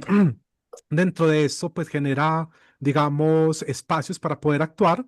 Y dentro de eso, incluso en las conclusiones de mi tesis, pues una de las propuestas que se hace es avanzar hacia dos conceptos que me parecen muy importantes, que no los traje a colación esta vez porque, digamos, todavía no los he articulado ni siquiera pues dentro de la investigación, que sería el espacio que Ilian Papé conoce como el tercer espacio y el de la corresistencia. Y es entonces ver cómo desde Israel ya también desde hace muchos años se vienen produciendo fracturas dentro del discurso de la sociedad, donde ya Israel también tiene sus propias facciones, sus propias divisiones, sus propias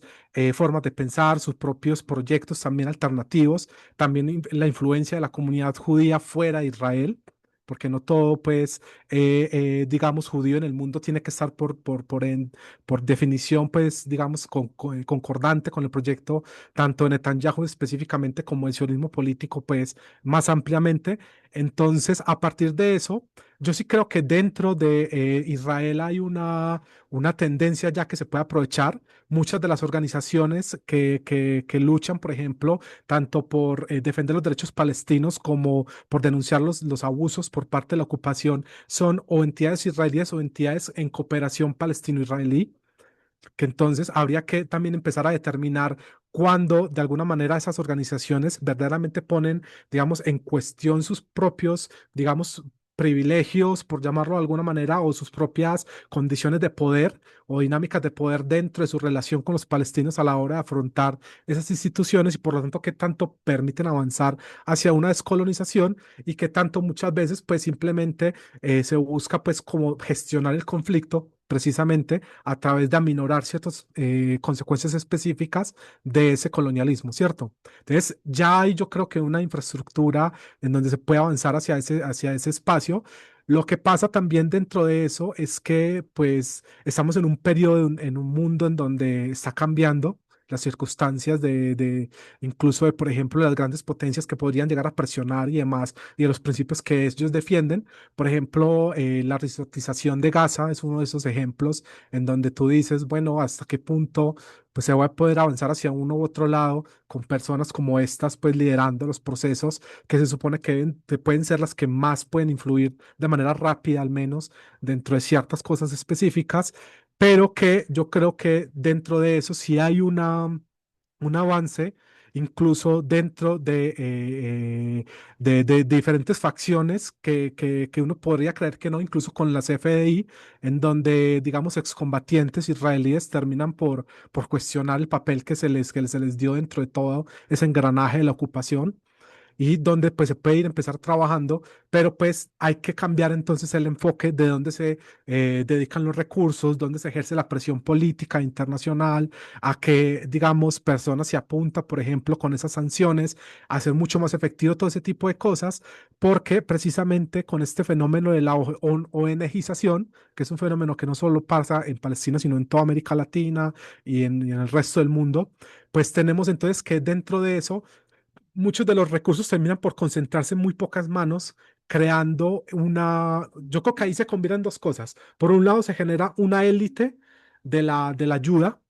humanitaria, por llamarlo de alguna manera, o sea, una élite de la ONG, por decirlo de alguna manera, que incluso empieza a ser despreciada por las personas que apoya, porque dicen, vea este cómo vive de bien cuando yo ni siquiera tengo las condiciones mínimas para vivir, y eso se ve mucho en el desprecio que empiezan a tomarse frente a ciertas ONGs, y por otro lado, pues también un precariado en donde las condiciones cada vez más precarias de las personas, pues ven a las ONGs como tal vez la única posibilidad de mejorar sus condiciones de vida, ¿cierto? Entonces también de alguna manera se está incentivando pues que ese círculo se siga alimentando y la ONGización siga teniendo efectos más nocivos pues para la causa y para la lucha palestina, porque la ONGización o la ONG se convierte en un fin y no en un medio. O sea, el fin muchas veces termina siendo crear la ONG y no la liberación del pueblo palestino.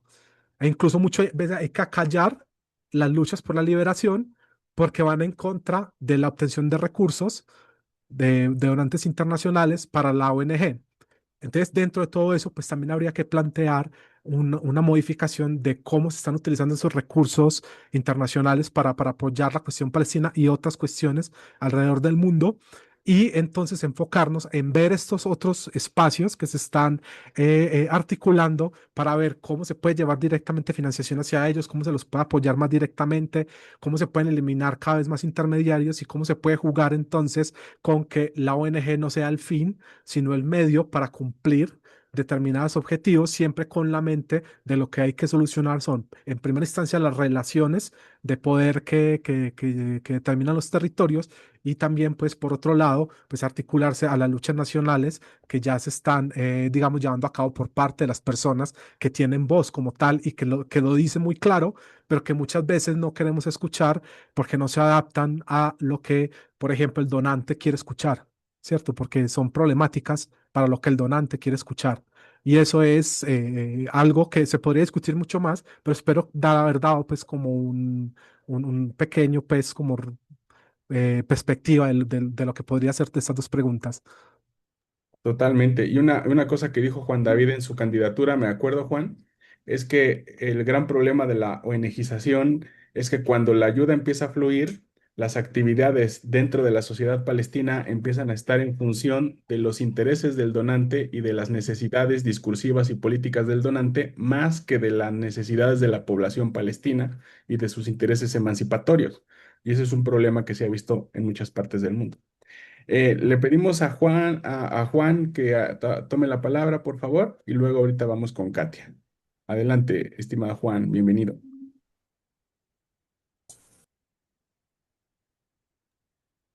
Perdón, Juan, te silencié. Ahí ¿Me está. escuchan? Gracias, adelante. Perfecto. Bueno, buen día. Gracias por la presentación, Tocayo Juan. Eh, Gracias, Márgara. Gracias, Moisés, por la coordinación de este esfuerzo. Bueno, yo quisiera, en primer lugar, comentar y después preguntar. Me parece sí importante la crítica a la solución de dos estados y también la crítica a las ONGs, ¿no? Porque obviamente hay presupuestos de ONGs que efectivamente responden a lógicas a veces coloniales, europeas, y que provienen mucho pues de esfuerzos incluso de gobiernos de ciudades, como el caso de Barcelona o de otras. Me refiero a gobiernos de ciudades y regiones. Ujú. Porque obviamente pues hay ciertas dinámicas de tutelaje, ¿no? Es una especie de intentar paternar o maternar a comunidades que llevan en resistencia mucho tiempo, ¿no? Ahora, al principio, Juan, a mí me costaba un poquito de conflicto comprender un poquito tu propuesta del Estado cívico, como una propuesta, como lo veo también, con elementos teóricos. Eh, Porque, bueno, me parece que se centra básicamente en la crítica al Estado moderno liberal, y entendido esto como lo formuló Max Weber desde el punto de vista de tener un territorio, una población y un gobierno. Tenemos que en Cisjordania y Gaza, pues obviamente la merma, el ataque ha sido pues a todos esos tres pilares, ¿sí? Y vemos que en el territorio pues existe, como ustedes saben, y tú sabes, Juan, una bantustización, me parece que lo pronuncié correctamente. Es decir, es esta forma de cómo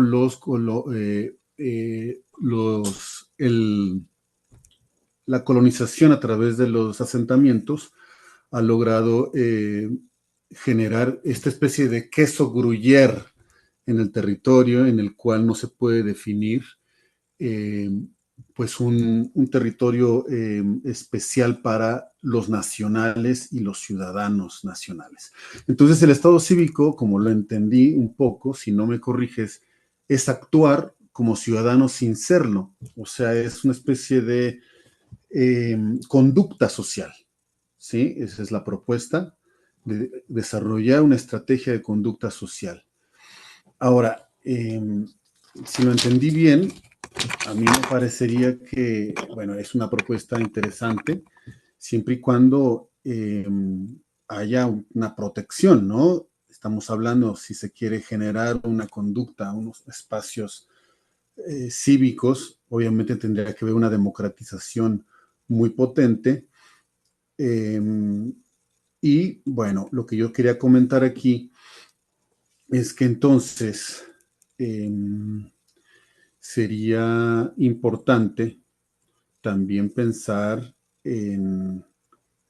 4 elementos para que pudiera realizarse un poquito más a profundidad una participación libre, ¿no? Que tendría que ser pues la justicia, ¿no? Para el pueblo palestino, la descolonización, la autodeterminación total y su reconocimiento total y su independencia, ¿no? Entonces, un poquito en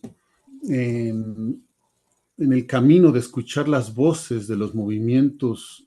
en Cisjordania, en Gaza y en la diáspora, pero principalmente en terreno, es donde quizás ahí a mí me gustaría como enfocar, ¿no? Enfocar eh, las alternativas, ¿no? Que nos pueden hablar, ¿sí? La misma gente, ¿no? ¿Qué es lo que la misma gente está desarrollando? Y eso es muy rico, ¿no? Es muy rico escuchar a la gente, al movimiento social. Entonces, eh, claro, muchos han hablado incluso de tener un Estado democrático, es decir, un solo Estado, o sea, tanto Israel como Cisjordania y Gaza en un solo Estado. Lo vemos quizá muy prematuro en el mediano plazo. Sin embargo, bueno, la situación que tú propones del Estado cívico, eh, digamos, a mí me causa un poquito de conflicto, ¿no? La palabra Estado en Palestina, en Cisjordania, en Gaza. Más bien, no sé, me estoy metiendo un poquito a discutir contigo, Juan David. Eh, si en lugar de usar el concepto de Estado, estamos o estás tratando de analizar todas estas formas de movilización, de resistencia, de insubordinación, incluso de insurgencia, ¿sí? Por parte de organizaciones eh, en las cuales pues existe este modo de preservar la vida, más que encuadrarnos en la categoría de lo civil, lo cívico, es la preservación de la vida, ¿no? Entonces, eso me suena mucho como una inspiración a enriquecer, ¿no? La discusión y obviamente el trabajo que estás proponiendo, ¿no? Así que eso sería todo y gracias Juan David, gracias Moisés. Al contrario, Juan, muchas gracias a ti por la retroalimentación y ahorita escucharemos a Juan David la réplica. Vamos con Katia y ahí hacemos un cierre nuevo para que después pasemos a otras preguntas si es que las hay en el chat o alguien más se anime. Muchas gracias, Juan Trujillo, querido. Adelante, estimada Katia. Sí, muchas gracias. Primero, pues agradecerte la presentación. Ha sido bastante, de algún modo, ha cerrado ciertas ideas que hemos ido discutiendo a lo largo del seminario. Y lo que quería preguntarte es,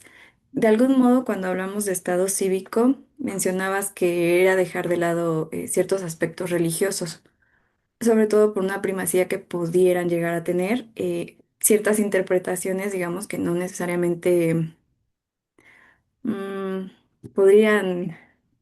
ser más abarcadoras, ¿no? Por decirlo de algún modo. Pero ¿qué papel tiene, digamos, la religión dentro de esta propuesta? Porque al final del día, pues no es aislado, ¿no? Es una práctica de vida, es una forma de dar sentido a la vida de las personas en Palestina. Entonces, ¿cómo podría ser incorporados ciertos aspectos religiosos? ¿O por qué dejarlos de lado cuando pues también es parte de esta forma de cultura también? Muchas gracias, Katia. Adelante, estimado Juan, y ahorita en la siguiente vamos Ah, con Mitzi y con Marisol. perfecto, muchísimas gracias por la También, retroalimentación. perdón, tenemos Perdón. también una Sí, pregunta. perdón. Sí. Es que aquí también hay en el chat, no sé si pienso que la podrías incorporar, Juan David. Dice Bernardo Mejía, dice, además de agradecer y de muchísimas gracias por la información que desconocíamos. Mi pregunta es la siguiente: debido a que la solución de dos estados es obsoleta y está fuera de lugar, dado a lo que ya has expuesto, ¿qué implicaciones o dificultades tendría para la sociedad israelí acoplar a los palestinos en un solo estado con ellos? ¿Por qué esa opción no es plausible? Eso, nada más. Perfecto. Justo las tres yo creo que se complementan muy bien porque, como decía el compañero Juan,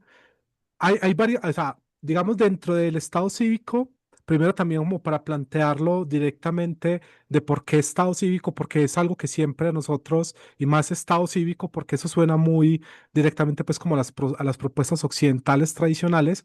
es, digamos, o sea, la decisión de utilizarlo fue directamente por su articulación dentro de Medio Oriente, dentro de las mismas protestas de Medio Oriente para que, digamos, diferentes actores con diferentes formas de ver el mundo, muchas veces completamente opuestos, muchas veces que han estado constantemente en guerra y muchas veces que se han reprimido a otros dentro de todo ese proceso, pueden, digamos, establecer puntos medios y al menos un espacio dentro del cual dialogar y crear infraestructura social que pueda ser utilizada en el futuro para poder avanzar hacia ciertas transformaciones. Una cosa muy interesante, por ejemplo, ocurrió en Líbano cuando se produjeron unas protestas por la recolección de basuras. La ciudad colapsa como tal por parte de la recolección de basuras y eso genera unas protestas. Ahí se movilizan cierta cantidad de personas, creo que como 150.000 o algo por el estilo. Pero esas protestas se van articulando a otros reclamos, a otros movimientos y va teniendo una cosa cada vez más amplia, cada vez más amplia, cada vez más amplia. Y una lucha por la recolección de basuras termina por una lucha contra el sistema sectario que organizaba el Líbano y una lucha contra la lucha de las élites que estaban entonces manipulando y, digamos, concentrando el poder dentro del Líbano. Y, digamos, pese a que esas protestas no terminaron por, digamos, cuajar y terminar un cambio completo dentro del Líbano, terminaron luego, posteriormente, en unas nuevas movilizaciones, donde ya se movilizaron 2 millones de personas y donde ya había toda una organización detrás por parte de la sociedad para poder, digamos, cuestionar ese mandato y esa separación que se les imponía desde el Estado, ¿cierto? Entonces, pues de alguna manera, al menos dentro de lo que yo he visto en el uso de Daula Madanilla dentro de Medio Oriente, es que de alguna manera estas personas no quieren renunciar a la figura como tal del Estado, sino transformar las relaciones que lo organizan como tal. Y precisamente, pues esos principios se los incluye directamente la participación libre, la descolonización, la autodeterminación y la independencia, pero se los incluye no como principios de que primero tiene que haber el estado final para que eso se incorpore, sino que en el medio pueden haber diferentes expresiones que lo lleven a la práctica incluso antes de que se institucionalice. Porque de alguna manera lo que se ve es que la institucionalización siempre va muy por detrás de lo que, tanto de lo bueno como de lo malo que hace la sociedad. Como cuando se habla, por ejemplo, de los delitos, cuando se hace una ley y ya está el 10 niveles de 10 modalidades de estafa más adelante, antes de que salga la ley para cubrir el primero. Muy parecido a algo también con lo que sería las cuestiones de la organización social, donde la sociedad ya ha avanzado muchísimos pasos, ha dado construcciones de diferentes maneras y el Estado apenas está tratando de adaptarse a esos cambios que ya se están presentando dentro de la sociedad muchísimo antes de que el Estado la reconozca, ¿cierto? Entonces, pues también por eso ellos hacen esta, digamos, mención del Estado cívico, porque no quieren renunciar como tal a la figura del Estado, sino adaptarlo pues a su relación con la sociedad, que ya no sea el Estado visto como una figura externa a la sociedad, como si fuera un narrador que puede modificarlo, que un narrador omnipresente que puede transformar y modificar todo lo que ocurre pues en la sociedad, sino que es la sociedad la que construye al Estado para poder entonces llegar a determinados lugares y facilitar ciertos procesos que en otros momentos pues digamos, van a necesitar también una coordinación que trasciende mucho más allá de la comunidad específica y que va a tener que, digamos, aglomerar a diferentes personas de diferentes lugares que, pues, digamos, también son útiles entonces para ello algunas instituciones y demás del Estado para que se lleve a cabo. Y frente a eso, pues esta cuestión de defender la vida, precisamente, pues parte mucho de eso y es que, digamos, más allá de si existe o Estado o no, el Estado se basa en las personas que lo habitan y por lo tanto mantener, sostener la vida de esas personas en el territorio es la prioridad mientras se construyen entonces las condiciones para descolonizar, para modificar las relaciones sociales dentro del territorio, pero también entonces bajo ese precepto de mantener la vida y de mantener la vida dentro del territorio, ¿cierto? No solamente vivir de la promesa de un Estado, sino vivir también de las condiciones, de construir condiciones para que las personas puedan vivir hoy bajo las condiciones más dignas posibles, ¿cierto? Entonces, dentro de eso, pues precisamente la sociedad civil actúa y los actos de ciudadanía en buena medida se podrían definir como ese derecho, esa lucha por el derecho a tener derechos, pero también ese derecho por existir, por vivir, por defender la vida dentro del territorio, independientemente si es o no reconocida por el Estado, ¿cierto? Que ahí está la crítica precisamente a que se utilice la palabra Estado, aunque, como les digo, lo utilizo más por las mismas reivindicaciones que se han hecho directamente dentro de Medio Oriente en toda la región, desde pasando Irak, Sudán, Yemen, Túnez, Egipto, Líbano, Siria, un poco Jordania, aunque menos, Kuwait, entre otros, pues, países que han vivido, pues, y han utilizado esta premisa como un elemento articulador dentro de la diferencia, ¿cierto? Y por otro lado, pues la cuestión del Estado cívico con los aspectos religiosos, esta es tal vez, digamos, una de las principales bondades del concepto, y es precisamente no tener que enfrascarse en esta lucha por la religión, por el papel que va a cumplir la religión dentro de la sociedad, porque de alguna manera pues se concibe que precisamente las particularidades de los territorios no tienen que ser eliminadas ni tampoco tienen que ser uniformizadas, sino que precisamente hay que convivir con ellas y buscar espacios donde puedan seguir existiendo, pero sin generar jerarquías dentro de la sociedad en donde se otorgue, digamos, derechos o concesiones específicas a ciertas partes de ella para, digamos, perdón, en función de, digamos, cierto principio ideológico, religioso, político, territorial, histórico, entre otras cosas, ¿cierto? Entonces, digamos que precisamente se reconoce el papel de las religiones, de las identidades dentro de los pueblos, y lo que se busca es darles un espacio dentro del Estado, pero no un espacio predeterminado. Como se busca, por ejemplo, a veces en Occidente, en donde tú primero secularizas el Estado,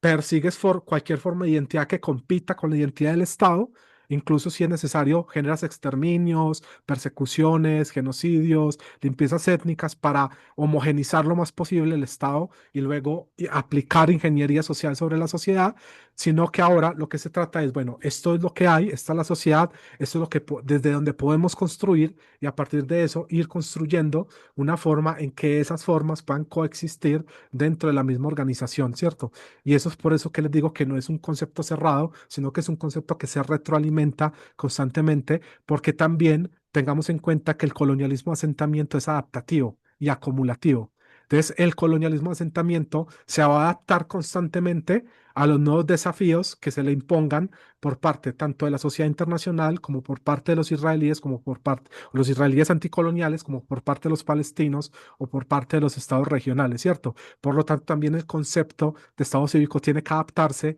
al mismo tiempo para poder ir cubriendo estos cambios que va a plantear ese colonialismo para, digamos, tratar de asegurar su existencia dentro de ese territorio. Porque pues, y esto es algo que a mí me dijo una vez un amigo, eh, que siempre me ha marcado mucho a la hora de pensar, y es que muchas veces nosotros pensamos que nosotros creamos cosas para que trabajen para nosotros, pero nosotros muchas veces terminamos aplicando la lógica contraria, terminamos nosotros trabajando para las cosas, ¿cierto? Entonces, ese mismo colonialismo va a tratar de sobrevivir bajo las circunstancias que sea, y por lo tanto también esas otras alternativas tienen que adaptarse constantemente. Y yo creo que con eso podría estar respondiendo las preguntas. Muchas gracias, Juan David. Le pedimos a Mitzi y luego inmediatamente después Marisol. Adelante. Este, yo lo que me queda mucha como duda es, se está reiterando mucho en esta cuestión del reconocimiento. Entiendo que el Estado cívico a cierto punto ya es un hecho, ¿no? Pero solo hasta cierto punto, porque como para completar esta que tú llamas propuesta de solución, de como dijo Márgara, ¿no? La solución ya se dio, ¿no? O sea, hay una prueba demográfica de que la solución para el colonialista ya se dio.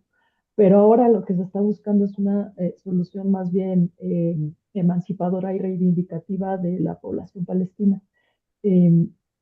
pero creo que aquí el punto del reconocimiento es como que a mí lo que me genera mucha duda, porque digo, ¿quién y para qué se necesita el reconocimiento? Es decir, ¿quién tendría que reconocer este estado cívico como hecho para que se amplíe?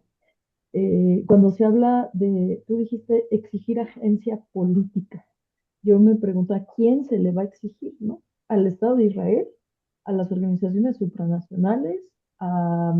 a todo, digamos, un entramado internacional de geopolítica?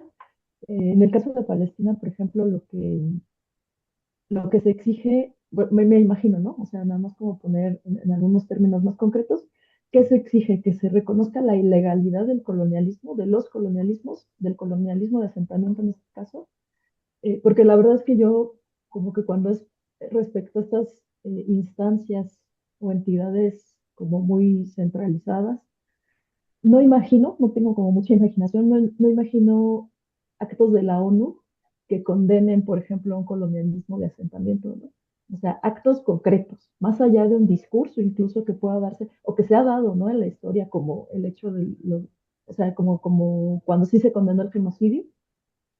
Aún así, dentro de los discursos donde se condena el genocidio, pues el genocidio desde que se condenó se ha seguido dando ininterrumpidamente en diferentes partes del mundo, ¿no?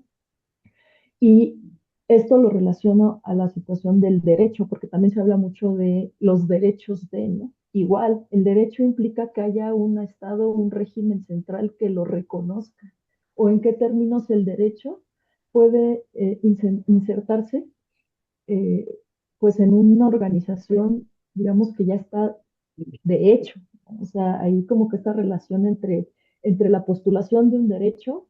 qué relevancia tiene ante los hechos que aunque pueden ser reprimidos o están siendo reprimidos, pues existen, ¿no? Y bueno, la última parte sería si hay, porque tú al final como que presentas un montón de datos bien desesperanzadores, donde Israel está en todos lados, ¿no? Y bueno, eso creo que es algo que ya hemos estado aprendiendo, que Israel está en todos lados. Y yo me pregunto si hay alguna forma de reducir el poder colonial genocida de Israel, si sigue avanzando este proyecto económico de expansión, que pues muchas veces está, digamos, escondido, ¿no? O sea, no sabemos que está ahí y está en todos lados, en lo que consumimos y en cómo se va formando toda nuestra vida.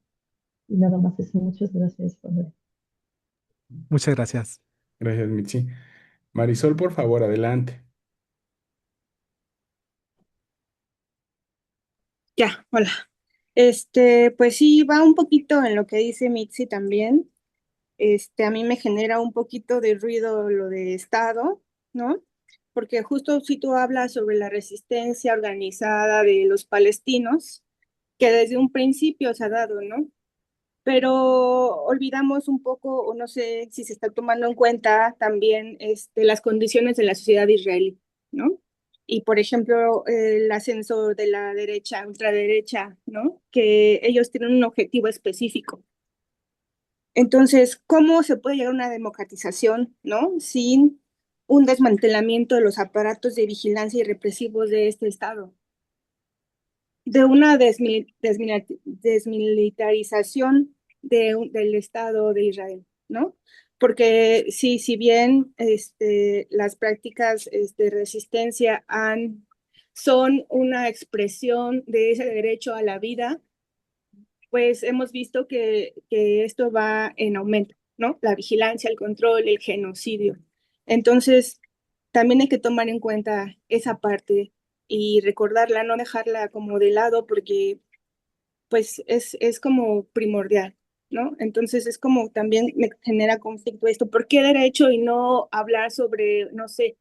una sociedad basada en la comunidad o en las cooperativas, ¿no? Esa sería mi intervención. Perfecto. Y bueno, finalmente en el chat también, Alejandra dice que le pareció interesante la esquematización de exocolonización, endocolonización y dromocolonización y ver la posibilidad de compartir los autores con los cuales trabajaste esos términos, Juan David. Ah, sí, claro. Si gusta, doctor, yo se los envío a usted y usted se los envía al resto. Claro que sí. Perfecto, Muchas sí. gracias, Muchas Juan. gracias. Y solo un comentario de Cristina Agüero. Mm. Es difícil pensar en la posibilidad del pueblo palestino e imponer una organización cívica.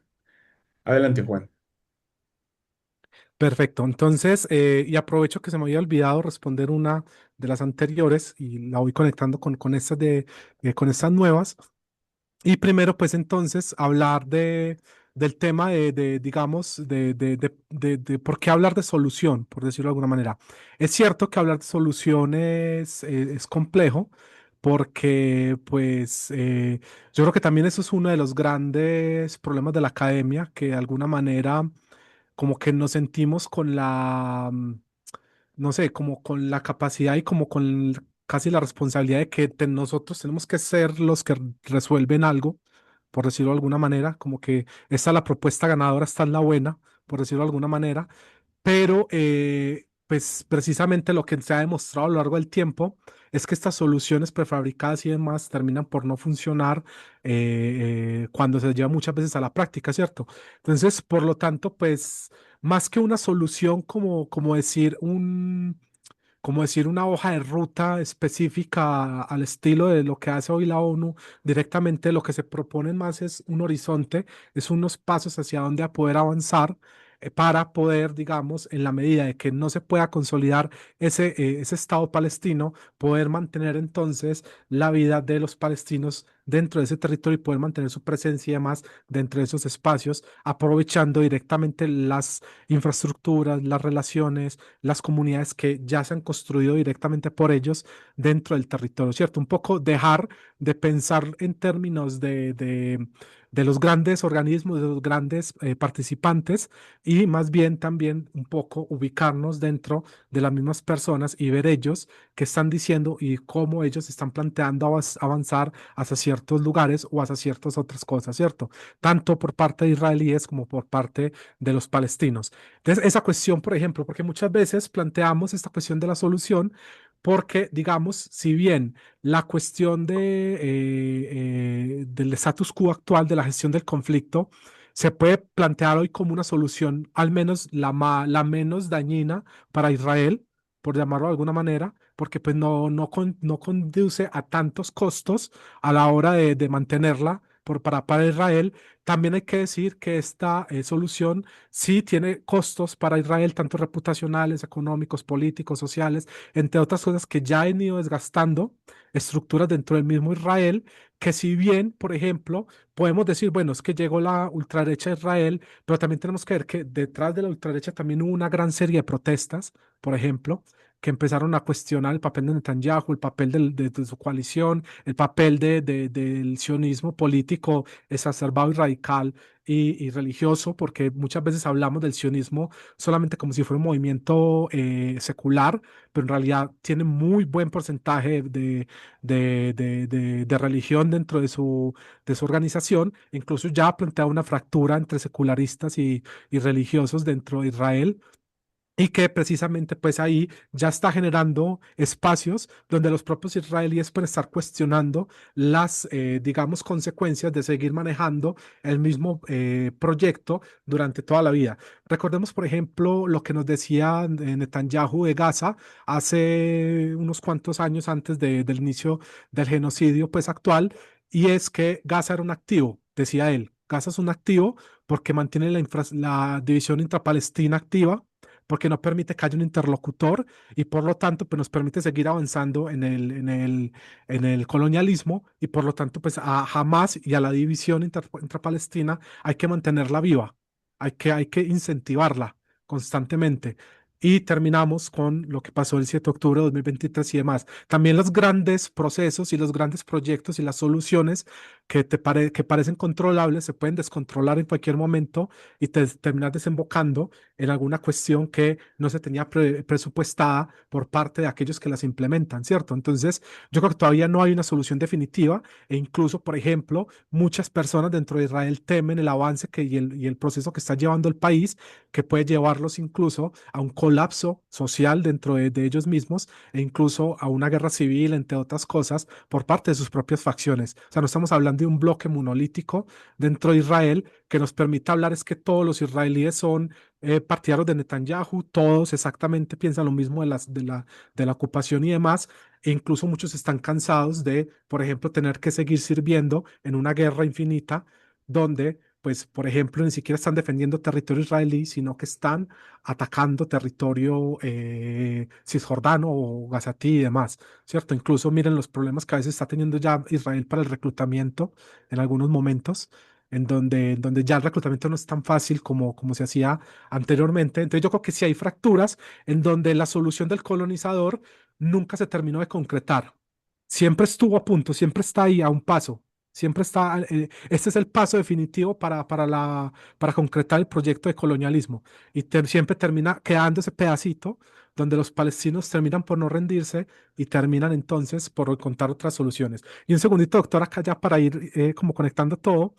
pues dentro de eso, pues precisamente esta dificultad de la creación de un solo Estado nos habla de ello, porque Israel incluso podría llegar a triunfar, conquistar los territorios palestinos ocupados, anexárselos, pero aún así tendría que lidiar con millones de palestinos en una condición de si quieres darles ciudadanía, si quieres mantenerlos en un sistema de apartheid absoluto, y eso tendrá consecuencias y tendrá Israel que tomar decisiones frente a lo que está sucediendo. Y con todo eso, pues, digamos, pues,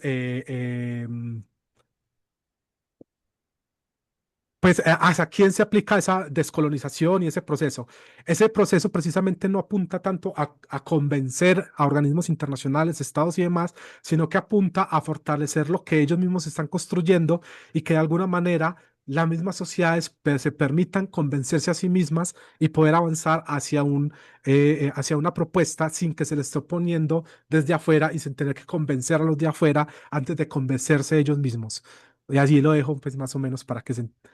podamos terminar. Sí, muchas gracias, Juan. Yo solo quería hacer un comentario, por eso levanté la manita. A propósito de lo que han comentado mis colegas Mitz y Juan y el mismo Juan David ahorita en sus intervenciones, y que tiene que ver con la distinción de lo que el concepto de Estado cívico que maneja Juan David tiene con respecto a la idea de Estado de origen beberiano que comentaba Juan. Para nosotros, en nuestra tradición epistemológica, suele ser muy difícil distanciarse de la definición del Estado beberiano, porque nuestra formación de nuestras ciencias sociales siempre ha sido una formación muy anclada al pensamiento eurocéntrico, particularmente europeo, de lo que muchos colegas llaman los clásicos.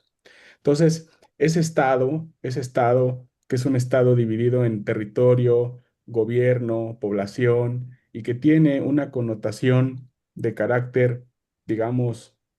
hasta cierto punto homogenizadora y limitante de la organización social,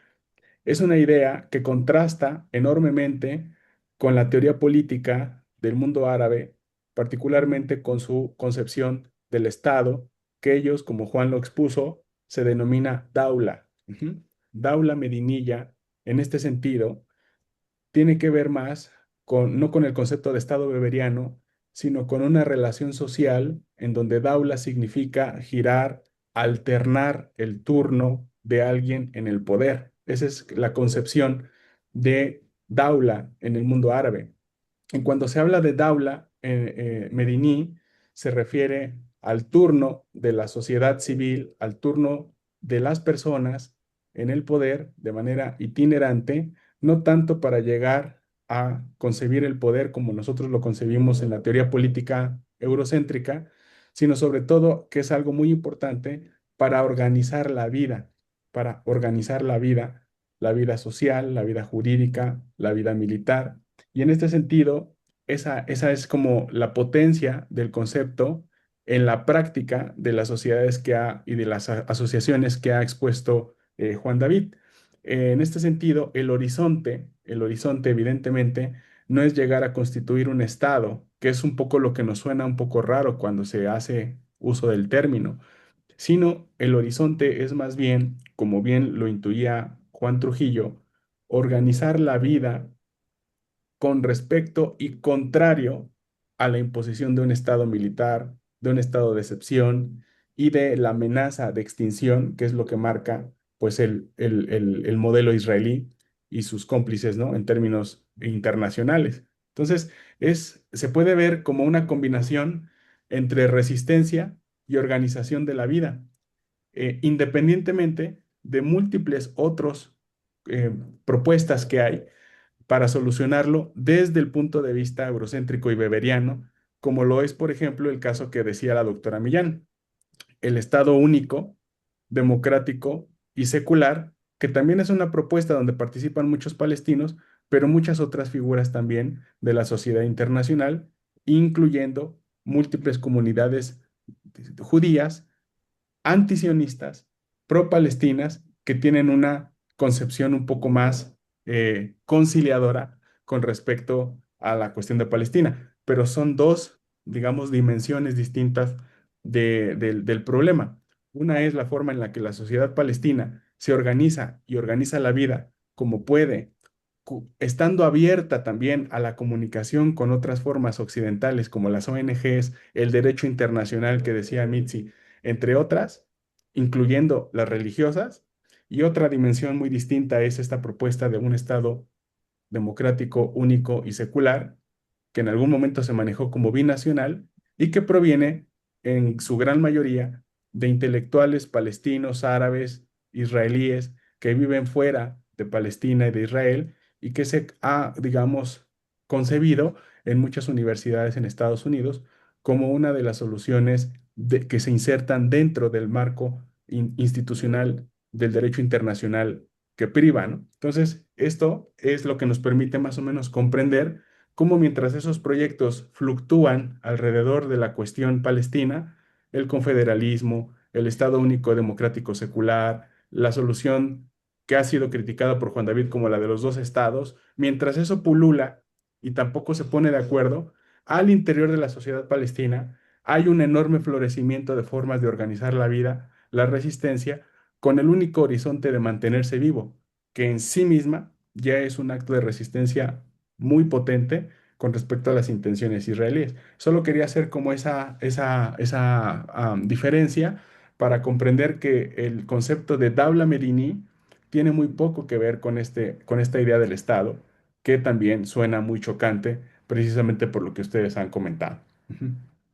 Y que Claro, sí. ese concepto de Estado Medini se puede encontrar incluso en los años 20 en la teoría política del mundo árabe, como respuesta al colonialismo británico, francés que hubo en la región y que se encuentran en textos como el de Abdel Razik, que lo podemos compartir en algún momento, que fue uno de los primeros que habló de este concepto en 1925 en su libro El Islam y los fundamentos del poder, ¿no? Y que es justo un concepto que trata de explicar y luego desafiar el orden colonial que se vino encima después de la implosión del Imperio Otomano. Ajá. Entonces, esa sería la diferencia. Claro, exactamente. Ahí el doctor tiene mucha razón porque justo también habría que hacer una exposición bastante, digamos, amplia de lo que sería el Estado dentro del Medio Oriente, incluso porque la concepción de esa separación que se plantea tanto en Occidente, por ejemplo, entre lo que sería la vida personal, donde se mete, por ejemplo, la familia, el barrio, la comunidad, la protección cercana, y lo que sería la institucionalidad desde los sindicatos, las ONG, las instituciones estatales, los partidos políticos y demás, que se plantean como si fueran dos, digamos, esferas completamente distintas que funcionan de manera completamente diferente dentro de la concepción de Estado en el mundo árabe. Muchas veces termina incluso por relacionarse muchísimo, por entrelazarse, incluso muchas veces digamos, porque sean indiferenciables una de otras, porque terminan actuando en conjunto y no en ese choque tan directo, constante que se plantea en Occidente, que digamos incluso precisamente pues no implica, como decía la compañera, este hecho de que no pueda, tener esa convivencia con cooperativas, con comunidades más pequeñas, con redes de solidaridad y demás que, digamos, son parte de esas cosas que se aceptan dentro de la sociedad, como por ejemplo la religiosidad, entre otras cosas, que, digamos, no busca perseguírselas directamente ni imponerse por sobre ellas, como se hace en Occidente. En ese proceso, pues desde arriba, primero homogenizas la sociedad, luego creas instituciones para dominarla y luego la creas a imagen y semejanza de lo que tú querías supuestamente de la institución. Aquí tenemos un proceso en donde todos se están entremezclando y se están influyendo todas estas cuestiones mutuamente dentro de toda esa cuestión no tan sistemática como en Occidente.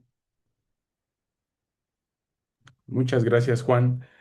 Bueno, el tiempo se nos está terminando, apreciables colegas. En el chat nos dicen que les gustaría ver la sesión de nuevo y contar con los documentos. Bueno, Juan David me va a enviar el nombre de los autores y algunos documentos. Yo les pongo en el chat el sitio de YouTube donde hemos estado colgando todas y cada una de las sesiones desde que empezamos el seminario. Vamos, les digo, hoy en la 30 y hoy en la noche seguramente ya estará colgada la sesión de Juan David para que le demos seguimiento y aquellas personas que lo quieran volver a ver, lo puedan hacer a través del sitio. No me queda más que darles el agradecimiento de cada 8 días, invitándoles a la siguiente sesión la próxima semana, donde vamos a tener la exposición. Ahora les digo exactamente, me parece que va a ser Cristi Agüero, quien estaba comentando. Sí, aquí tengo la programación. Va a ser Cristina Agüero, nuestra colega que participa en la flotilla por Gaza. Ella es de Argentina, ha estado también aquí presente en el seminario. Ella nos va a exponer implicaciones ambientales del genocidio en Gaza y el caso de las flotillas. Esto el día 27 y el día 3 de septiembre vamos a tener cierre con broche de oro con la doctora Silvana Rabinovich en el tema sionismo y antisemitismo a través de algunas figuras bíblicas, que ese sería como o no sé, doctora Millán, si el título lo anoté bien, el de la doctora Rabinovich. ¿Cuál acabas de decir? Porque ella nos lo cambió, ¿te acuerdas? Sí, sí, a ver, ahorita mismo lo voy a. Mejor no digas ninguno y ahorita lo checamos porque Sí, sí, para que no haya confusión. sí, pero bueno, va a ser una muy buena exposición. Sí, aquí está. Decía, sionismo y antisemitismo en las figuras bíblicas. Fue lo que ella nos ha propuesto. Así es. Sionismo y antisemitismo a través de algunas figuras bíblicas el 3 de septiembre. Y ahí vamos. Muchas gracias. Gracias, colegas. Un abrazo fuertísimo. Nos vemos la siguiente semana. Muchas gracias. Hasta luego. De nuevo. Gracias. Bye.